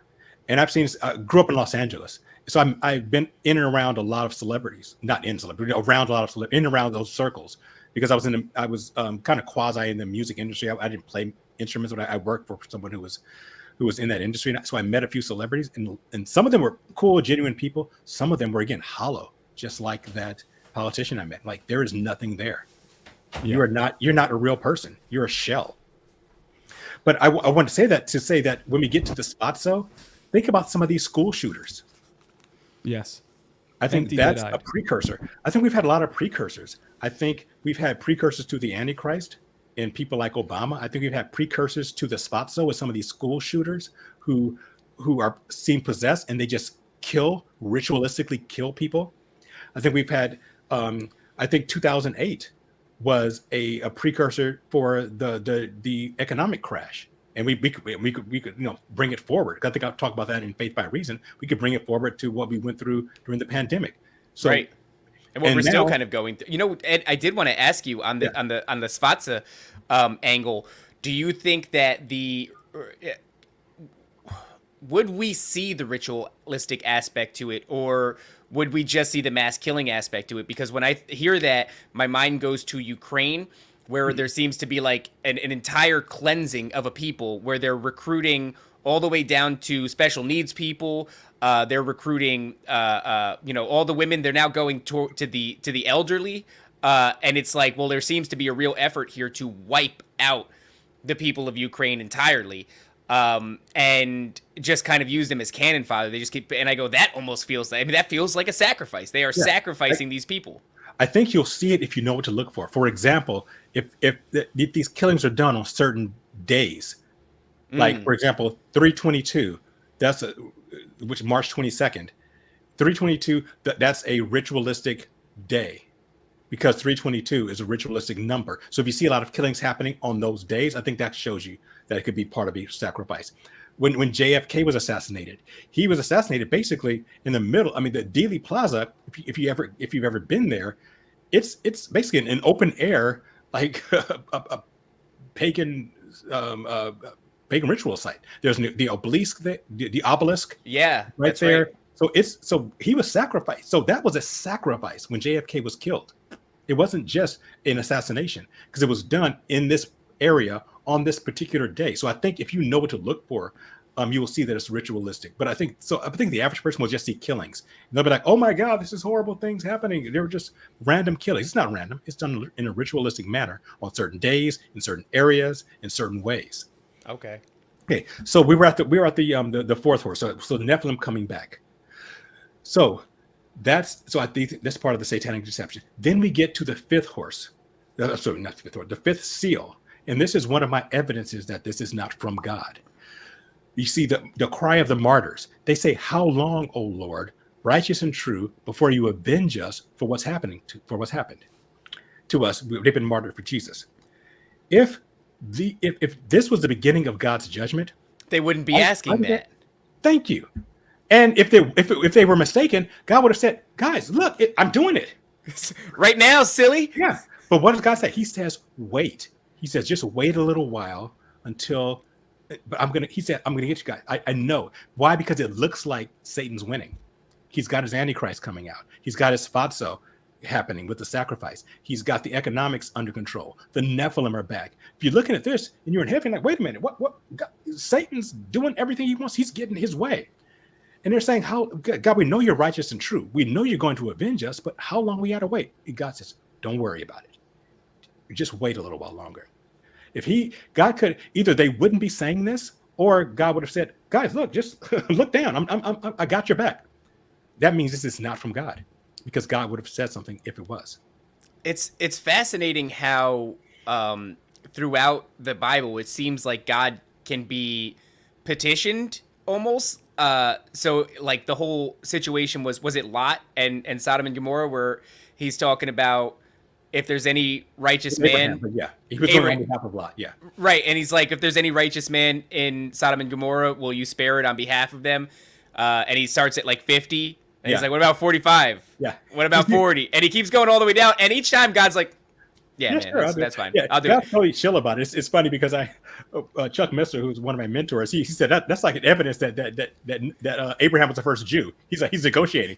Yeah, and there's even part of it, like midway through, he's like, shit, man, that kind of worked out. Wait. What about 30? Like, and he just keeps going. Or how about 30? Would you believe 20? What do you say? So he's just the first example of like Jewish negotiation. I just, it's fascinating because I've heard people say that, and I think you've said it, Ed, where it's like the Bible shows you really like the character of God, right? And that is really fast. Even the Book of Enoch does that, where the angels are watching what the fallen are doing, and they're watching the Nephilim and everything, and they're like, how long are we gonna let this go on? Are we not gonna do something about this? And he's like, yeah, you're probably right. And then he calls over Enoch and he's like, go let him know, like, it's a wrap. It's done. And Enoch's like, shit, dude, all right. Yeah, well, two things. One, God never got mad at Abraham because Abraham stopped at 10. Obviously, I think he could have gone down to 1. Yeah. So God never got mad, and he said, "Yeah." That's what was really fascinating. Was I'm reading it and I'm expecting God to be like, "How dare you?" Yeah, and it just never happens. He's like, "Yeah, dude, that's cool. I'll do it." He's super Yeah, fair. I'll prep for 20. He's I'll super prep for fair, 20. and he's like really like chill about it. The only thing He's that God totally is chill. he's jealous. And he's like, don't worship any other gods. Like that's like the thing. I really don't do that. I don't like that. He's a jealous God, but he's really fair. I was talking with Cole, my friend that was over here, about the 1,000-year reign. I'm like, why 1,000 years? How does it why how does that end? And it's probably because he's fair. Because the people are like, we want liberty, we want this, we want to do that. And he's like, fine, do it then. And then you end up in the same thing again, the little season. But because he's fair, he's not going to rule you with an iron rod this whole time. He's like, all right. That's you want a king? Yeah. Here. Here's your king. God is not a boss. God is a leader. It does seem to be just that he would be beyond being flustered. Right. That God doesn't get flustered, right? He's just like, he has literally all the time in the world. Yeah. Hang out for sure. How many? okay, fine. Yeah, fine. I won't do it for 20. I won't do it for 25. 20. I won't. Yeah, Sure. fine. I won't do it for 10. Yeah, if there. Yeah, I won't. Okay. Like he's just cool with it. And obviously it went down to 1 because he could not destroy Sodom and Gomorrah. He sent 2 angels to get him out of there. Yeah. So clearly he was not going to do. And that's another like rapture thing. Like God's not going to judge until he gets his faithful believers out of there before he puts his wrath down. And it's Fascinating. it's such a disgusting misrepresentation of him when you see like the modern day feminists basically rebelling against their father as this overbearing Patriarch. Exactly. Yeah, the overbearing The patriarch, patriarch. It's almost a pointing at like they're like God. They want to say God, but they say do. dad because they have daddy issues. Yeah. Yep. And it's like that couldn't be further from the truth. If you read the Bible, he's letting you do this. He's Right. letting you mess up. Yeah. And then inviting you back. It's incredible.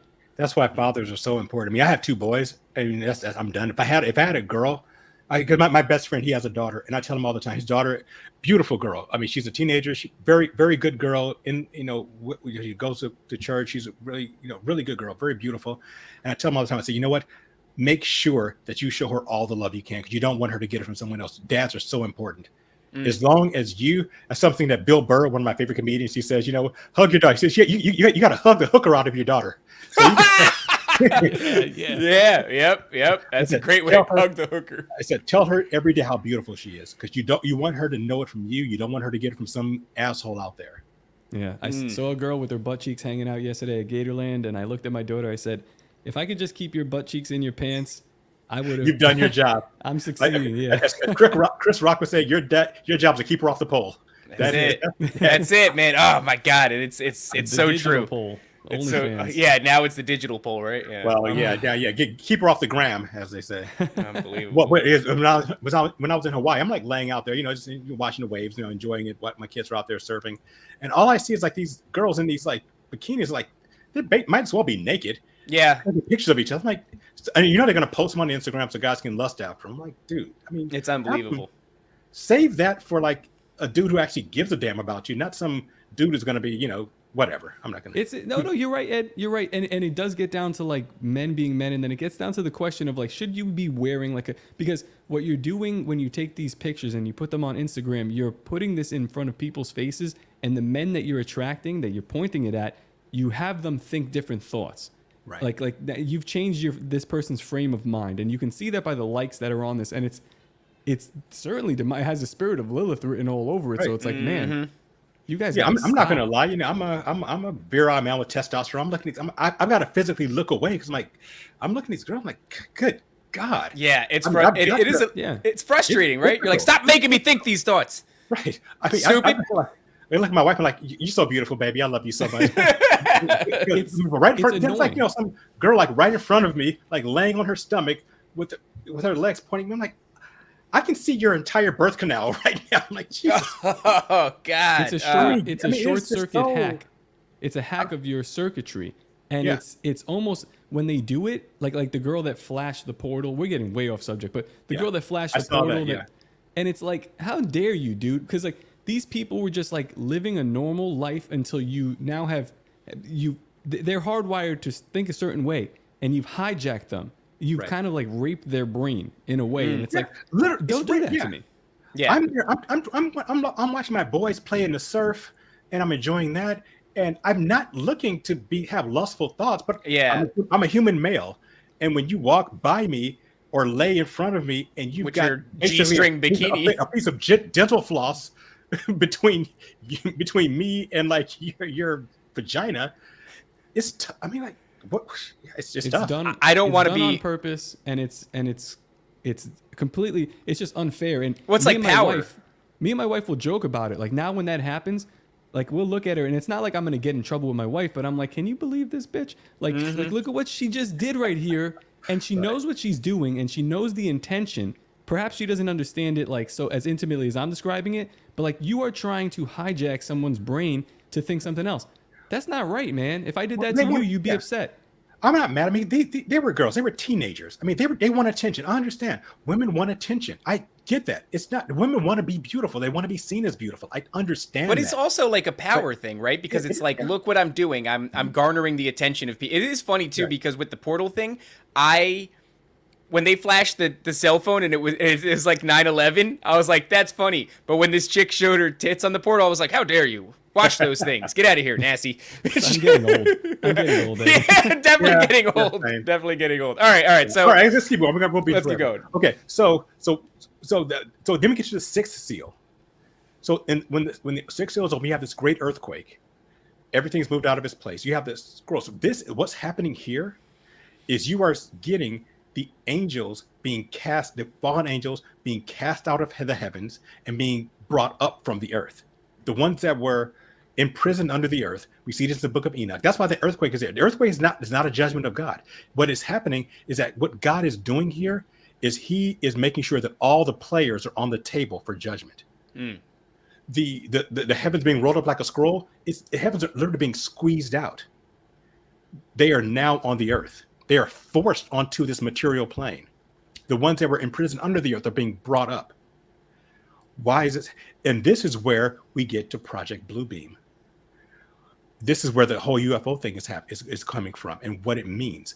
Why? Because these fallen Elohim, they can read the Bible as well as we can. They understand it better than us. They know at some point in the future, they are going to be forced out of the spiritual realm, out of the heavens, from underneath the earth. They are going to be forced to basically be cast out of their spiritual raiment and be put into our realm. And they need a way to explain how they're here. What better way to explain it than to say, we're your space brothers. We are the ascended masters. We are the ones who seeded you. We created you here. We are the Anunnaki.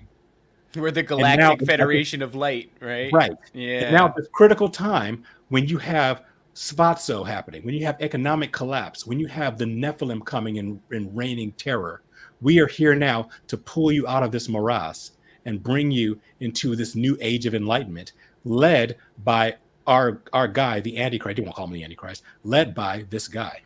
So let me give you the big picture of what's happening here. This is a satanic deception. Satan's goal, which we saw in the book of Daniel, is to, when we talked about this last week, this is how they're going to take over. The Antichrist is a false Christ. How do you have a false Christ? He's a false second coming. A false second coming has to be preceded by a false apocalypse. Everyone, secular and Christian, knows an apocalypse is coming. We know this. We look at the movies, look at our TV shows. They know that apocalypse is coming. They're going to manufacture an apocalypse. They're going to kill millions of people, billions of people possibly. And then when all this is happening, when people are not ready for Nephilim to walk around eating people. People are not ready for all the killing. They're not ready for this. They're not ready for all the spiritual stuff happening. They're going to be going nuts.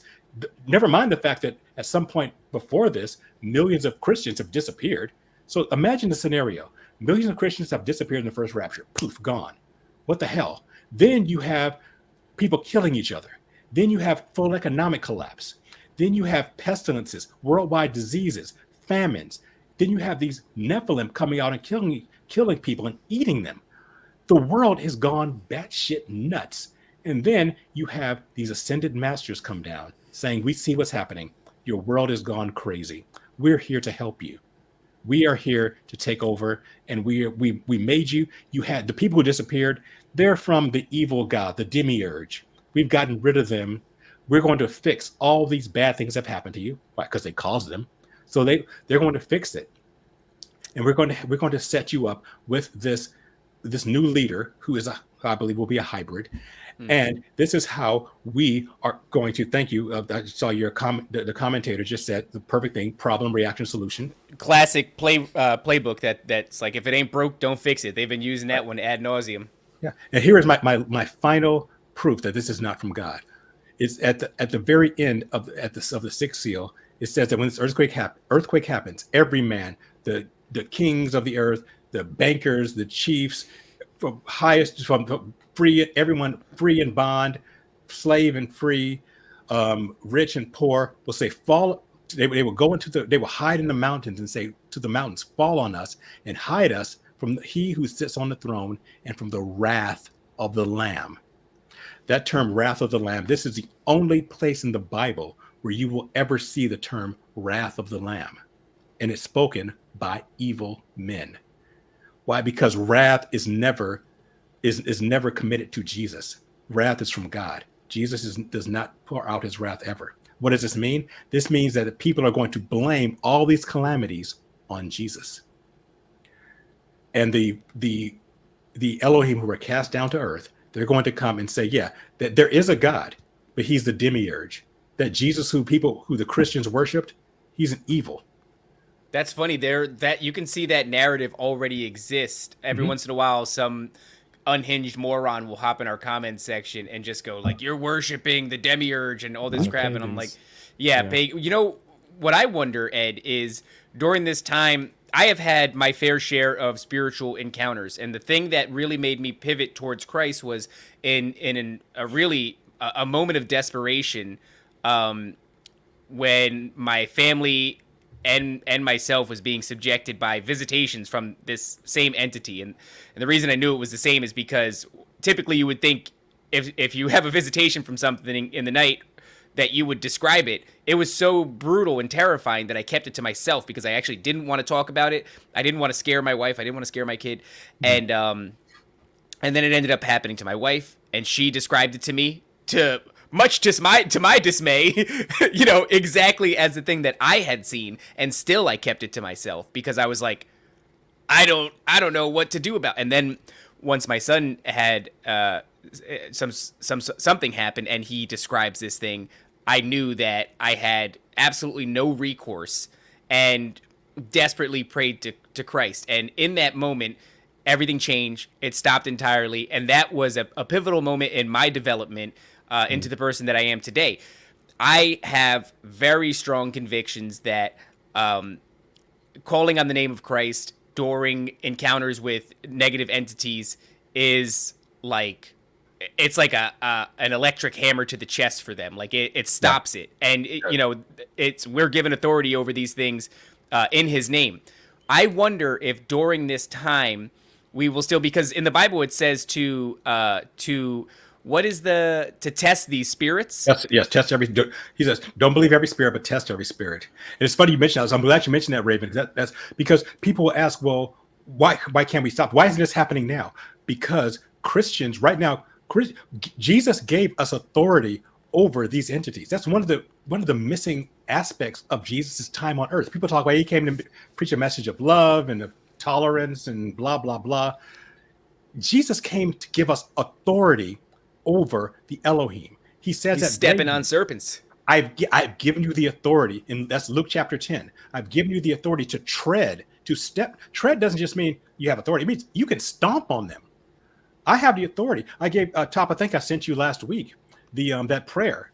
Feel free to share it with whomever you want, your listeners. I should put it in I'm going to put it in the Patreon, and I'll put it in the Telegram. Do that. You have the authority to do that. And it's worked for me when I felt oppressed. I have that authority to do that. Once the Holy Spirit is gone, that authority the Antichrist cannot come to power as long as there are Bible believing Christians on the earth.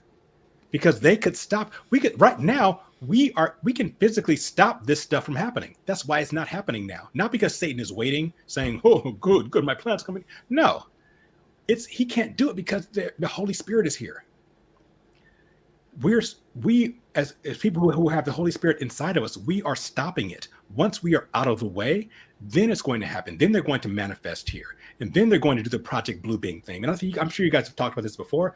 Project Bluebeam, this one of the aspects of it is they'll have these holographic projections of all these different so-called gods, Buddha, Krishna, Thor, Odin, Zoroaster, all of them. They're all going to coalesce into one. And they're Jesus. They're all going to coalesce into one and say, we have all been aspects of the ascended masters. We've been trying to teach you from time immemorial, but now during this time of crisis, we've decided to come down to you and rescue you from your own stupidity. We are your gods. Worship us. Worship our leader, the Antichrist. Can you not see, for the audience, it's like the machinations that are in place that take the Christian church or the church in general, right, and remove the supernatural aspect from it. So a lot of Christians don't believe in really the existence of all these things that we're talking about today. And it's like, well, they're given authority through Jesus Christ's name to cast these things out. And so let's water that down. Let's make it so that, and I guess you'd be speaking from the point of view of the fallen and the Nephilim. It's like, make it so that is the least in touch part that they have their hands on. It's the works of Christ, which are very important, and the message of peace and all the other things, but that part, they cover it. The thing is, like, most churches cover that stuff, but they don't cover it in depth where you really understand what the evil is. They never point directly at it and say this specifically is what it is. And go ahead. Yeah, one of the greatest victories that the fallen Elohim have had over the last couple hundred years is convincing us that the spiritual realm is irrelevant. Can I just want to address this really quickly, because it got lost in the chat. I was not a Christian when I did this. I was so desperate that I had no other recourse and needed it to stop, and it worked like a charm. Well, so Ed, to what you were saying, Tucker Carlson in that interview, which I have to send you as well. Yeah, please do. There's a part where he does say, since 1945 until now, there's been an open campaign, and he said there's been some subversion, or I think he called it controlled opposition, and he said, which I know a lot about because he's taken some part in that as well. Although some of his, I think he's been a reliable news source for the most part, but yes, controlled opposition nonetheless. But he's almost telling you. He's telling you I was, but then he's saying like they have been hiding this idea of spirituality, and that we live in a spiritual realm, and it's almost as if it's non-existent since the dropping of the A-bomb. Since 1945 is when we have ignored this completely. But it's coming to the forefront, and now he seems like the guy that they're like, get in front of the ball because this is coming out. Right. Run some interference, do something. I think they know it's coming, and they've got to prepare for it. They've got to prepare the masses to be able to accept them and accept these ascended masters, or our space brothers, UFOs, whatever you want to call it. I mean, that's why it's becoming more and more prominent. Disclosure it's been happening. I think will continue to happen because they have to prep the mainstream, the masses for what's coming upon the earth. And I believe this is what it is. So that's what I believe the 6 seals are. And I think that, again, I don't believe they're from God for the reasons that I gave you. And I believe there is a final satanic deception. I believe Jesus says it himself. Well, I know Jesus says himself, don't be deceived. These things are deceptions, but they are not the end. Once these things happen, then you have the Antichrist in place. Then the tribulation will start, which we'll start talking about next week. So I wanted to give that as could I be wrong? Absolutely. Could the classic teachings on this be correct? Possibly. But the more I study it, the more I think that this is a satanic deception. Because when one part I left out was when the seals are open and you see in the King James Version, it says, come and see. Well, that's not accurately translated. What it should be translated is go. When he opens one of the seals, you will hear the voice of the cherubim say, proceed or go. They're not talking to the Apostle John. They're talking to the horsemen. The horsemen have been held back for all this time. Now that the seal is broken, the cherubim say, okay, you can go. We freed you. Go do your thing. Why is this happening? Why would Jehovah allow this? Because people need to make a choice. We talk about the lukewarm church, the church of Laodicea, which wouldn't take a stand one way or the other. At some point, mankind is, because there are a lot of people who are agnostic. He says, I think there's something out there, but I don't know what it is. You've got, but Jehovah can't act on you if you don't make your decision. At this point, he's putting this out there. You make a hard choice. Either you're going on the bad guy side, that fallen Elohim, or you're on my side. You cannot be in the middle anymore. You cannot be agnostic. You can't say, "Oh, I'm spiritual." No, that's gone. You're either on God's side or you're on Satan's side. There's no middle ground. There's no nothing. When all this stuff happens, when all this craziness jumps off, you can't. First of all, there's going to be no more atheists. Which is there's no such thing as an atheist when those seals are broken. Wait, what's very funny about that is as we move forward in time, atheists become a rarity, and to find them it's almost laughable. It's like at this time you lack the discernment to look around you. It's become so obtuse, the things that we're exposed to on a daily basis, that Top and I talk about it regularly. It's like atheism is a joke. Maybe when life was a little bit easier, back in the day, maybe in the 90s you could have been an atheist if you just keep your head in the sand. But man, when we came into 2020, we turned a real corner. Yes, and if you are still an atheist, you are not paying attention. Yeah. So the seals actually reminds me of like Job, kind of where it's not God doing this, but God allowing, and then Job has to make his choice. Right. Is he going to curse me, or is he going to go against me? It's like, he's not going to, but go ahead. You can do that. Can I do this? Yeah, Job had to decide. Job, which is interesting. I mean, I did a whole study on Job, and I'll give you my 1 minute synopsis of Job. Job did things for God, but he didn't have a relationship with God. If you read about the first couple of chapters, Job he was sacrificing. He was almost overdoing. Job was very religious, but he didn't have a relationship. And at the end of it, that when God spoke to Job, Job's conclusion was, from now on, because Job never, when Job got wrecked, and he got wrecked, he talked to his friends about God, but he never talked to God. If you notice that, the bulk of Job was he's talking to his 3 of his 4 friends. He talks to them. He never asks God. He never says, "Hey God, why'd you do this to me?" He never says it until the very end. And his conclusion, after God talks to him, he says, "Okay, from now on, I will ask of you, and I will expect an answer." That's what it was all about. Job didn't walk with God. He had, and again, I take this personally because sometimes I'm guilty of this. I learn about God, I study God, but do I talk to him? Job was about God in an objective sense, but he didn't have a relationship with him, and that's what Job was really all about. Yeah, in a lot of ways, it's the same thing. We're talking about God here all the time. We're doing all these studies, but then I look at my dad, who is not doing these studies, and I could talk about some of the stuff with him. He'll disagree with me, argue with me, but I feel like he does know God better than me, because he's truly, like, when you look at him and you look at the way he lives, just the way he always is, I'm like, yeah, this makes sense. This guy's closer to God. He understands more what it is. Maybe as I get older, but yeah, that's for sure. Well, I mean, even when you're saying that, I had to check myself, like, what does it mean to have a relationship with God? Because I think I too am conflating the information with the relationship. Those things are not mutually exclusive, and right. I'm not familiar enough with the book of Job that I would have understood that, and that's a fascinating lesson that's being taught there. Yeah, imagine Raven and Top. Imagine like reading your wife's diary, or talking to your or talking about your wife with her mother or father, as opposed to, maybe the diary wasn't the best thing. No, I think that's great though, right? And then she tries to talk to you, and you're like, no. Versus talking, I don't want to talk to you. Go away. I want to learn about you. I'm going to read this book about you. I'm going to talk to your friends about you. I don't want to talk to you. I'm going to learn about you. Yeah, that's kind of the difference. Which is more intimate?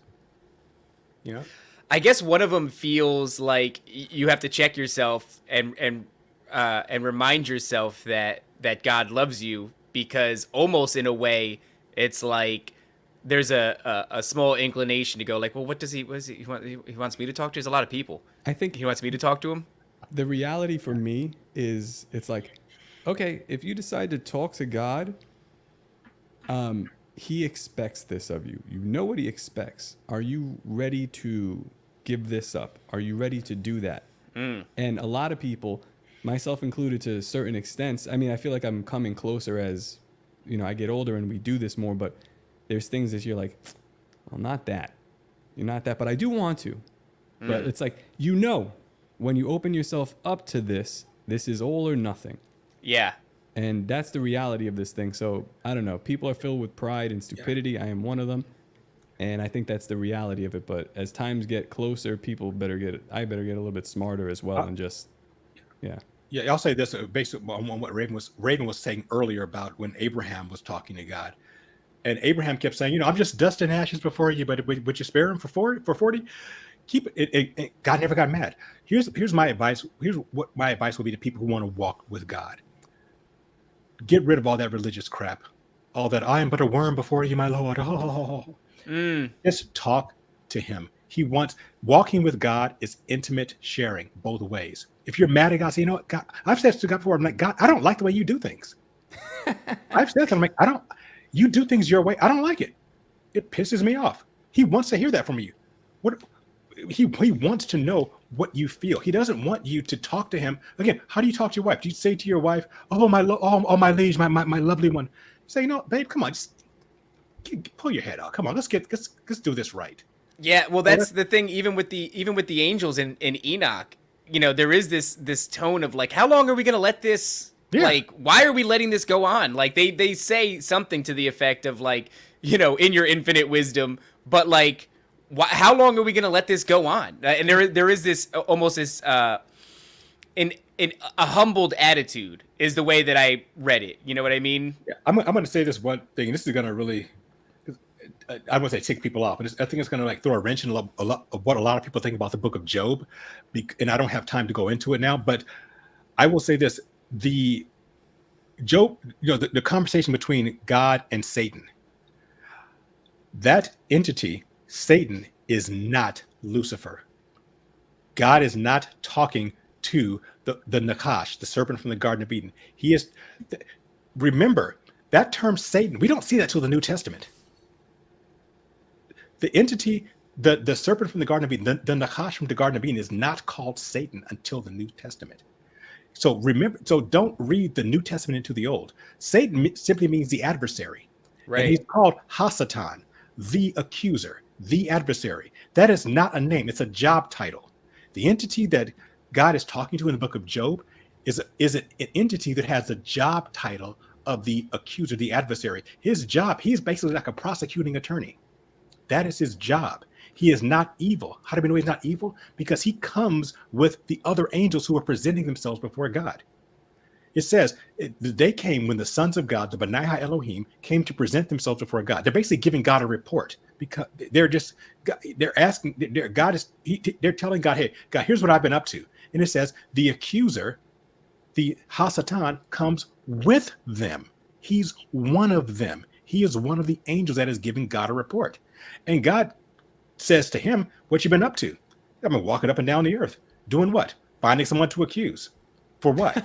because that's his job is to test people to see if they will walk with God under adversity. That's his job. He's not evil. His job is to test human beings to see if they will still walk with God under adversity. And God says, well, what about Job? He says, well, yeah, you protect Job. He said, well, what if I take the protection away? Well, I don't think he'll walk with you. Well, go for it.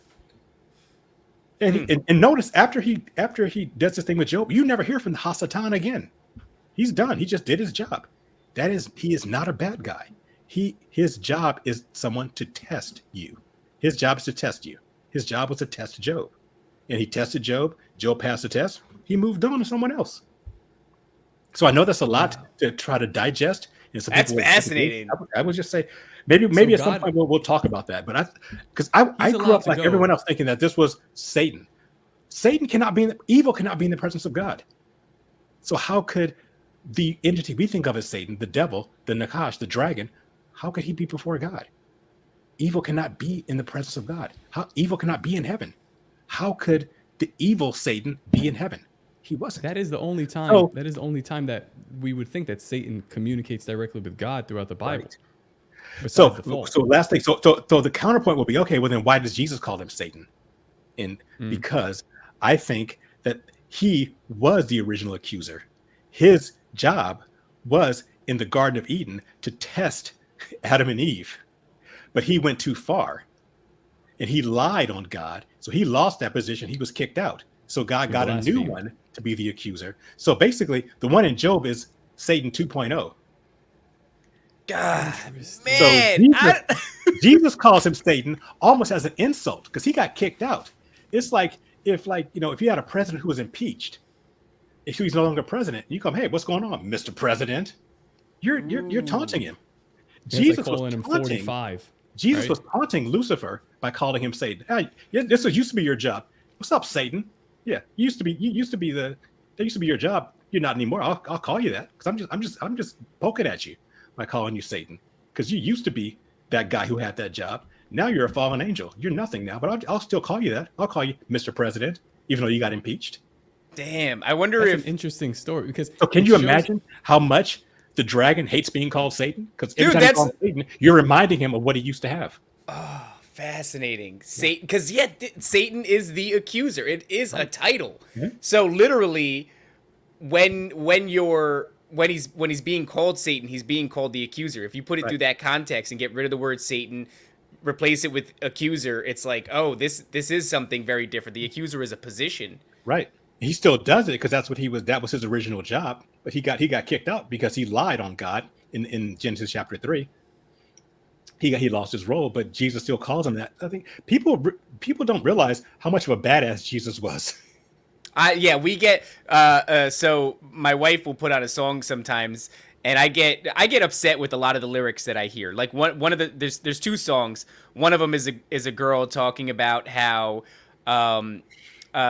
she's just, have you ever seen someone and think, wow, God must hate me because they're so perfect in every way? And I'm like, dude, like, number one, what a crybaby ass narrative. The whole song is about how somebody else is more. I'm like, there are people with no arms and no legs, like, shut the I can't stand that thing. And also, there's this idea that, like, if Jesus, in the song it says, if Jesus died for all our sins, he must have left one out or something, and it's talking about her. I'm like, no, you stupid bitch. That gets me very upset. But another one is, what the hell is it?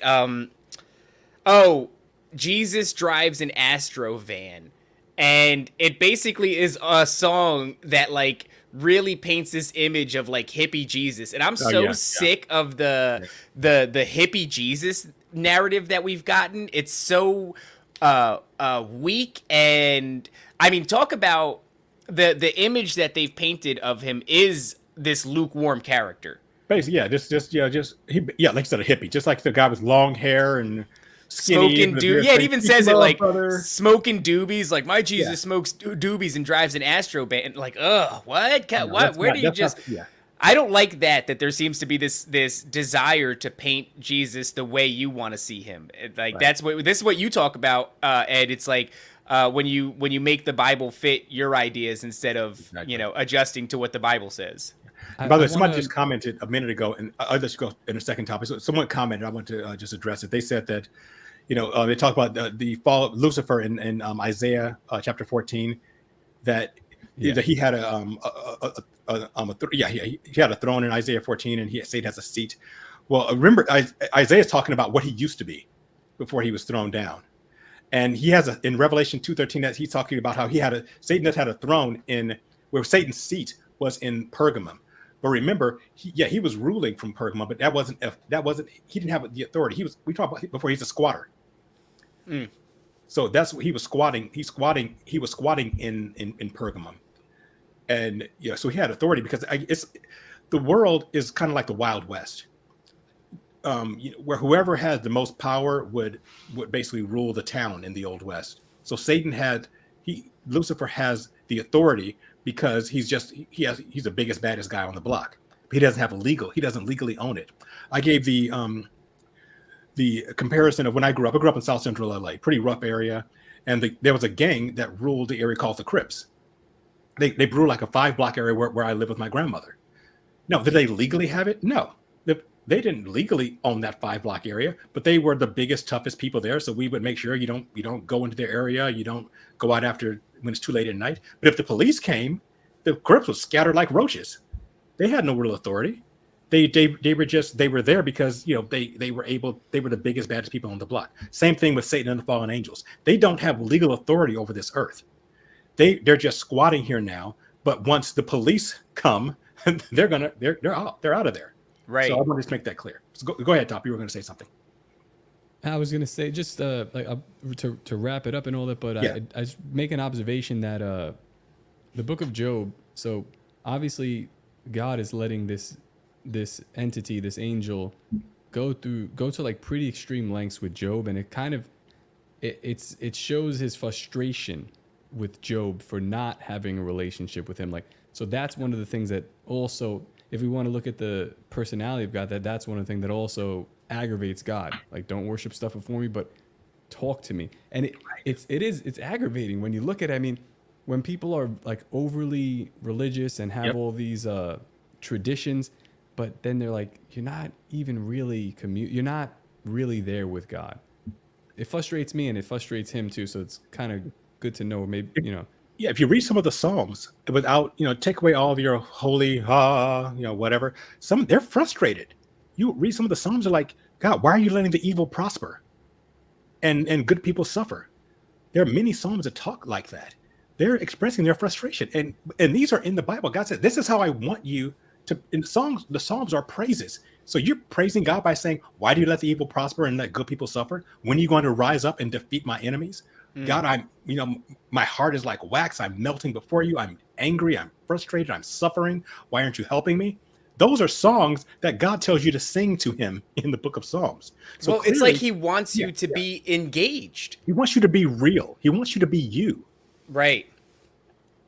That's what he's saying. Come to me and talk to me like you. You're not fooling me. If you're pretending to be all pious and whatnot, you're not fooling God. Yeah. And he's telling you, like, don't just like sort of march through this life in a monotonous way, like engage. So it's not only is he a jealous God, he doesn't like when you attribute his creation to some other entity, but he's also like, and also this creation and your entire existence here, like engage with it, take part. Yeah. That's it. Even, when it talks about being lukewarm and being spat from his mouth, is like, don't just exist here, engage with it. And I think that, I would imagine outside of people who have actually realized that God made this and Christ is the way, but like conspiracy theorists, like the inquisitive mind, the people who are actually asking questions, who aren't just going through the monotony of life and getting ground up by the meat grinders and spit out and dying and having pursued nothing in life, but the ones who are actually questioning and trying to find the truth, like those have got to be some of his favorites. Yeah. I think he respects that. If you look at the people in the Bible who he respects, the Apostle Paul. What was the Apostle Paul doing before he got saved? He was like beating the crap out of Christians. Yeah. He was doing Paul something. was bold. Paul was always bold. Paul went, again, he was a Pharisee. He was persecuting Christians. But then when he becomes saved, he goes and he confronts Peter and says, it says in Acts, I confronted Peter to his face and saying, hey, Peter, I think you're wrong. And Peter was like, he was one of the original 12. Paul was bold. I think God respects boldness. I was kicked out of a church for confronting the pastor. Well, yeah. And so was I, by the way. Well, nice. There we go.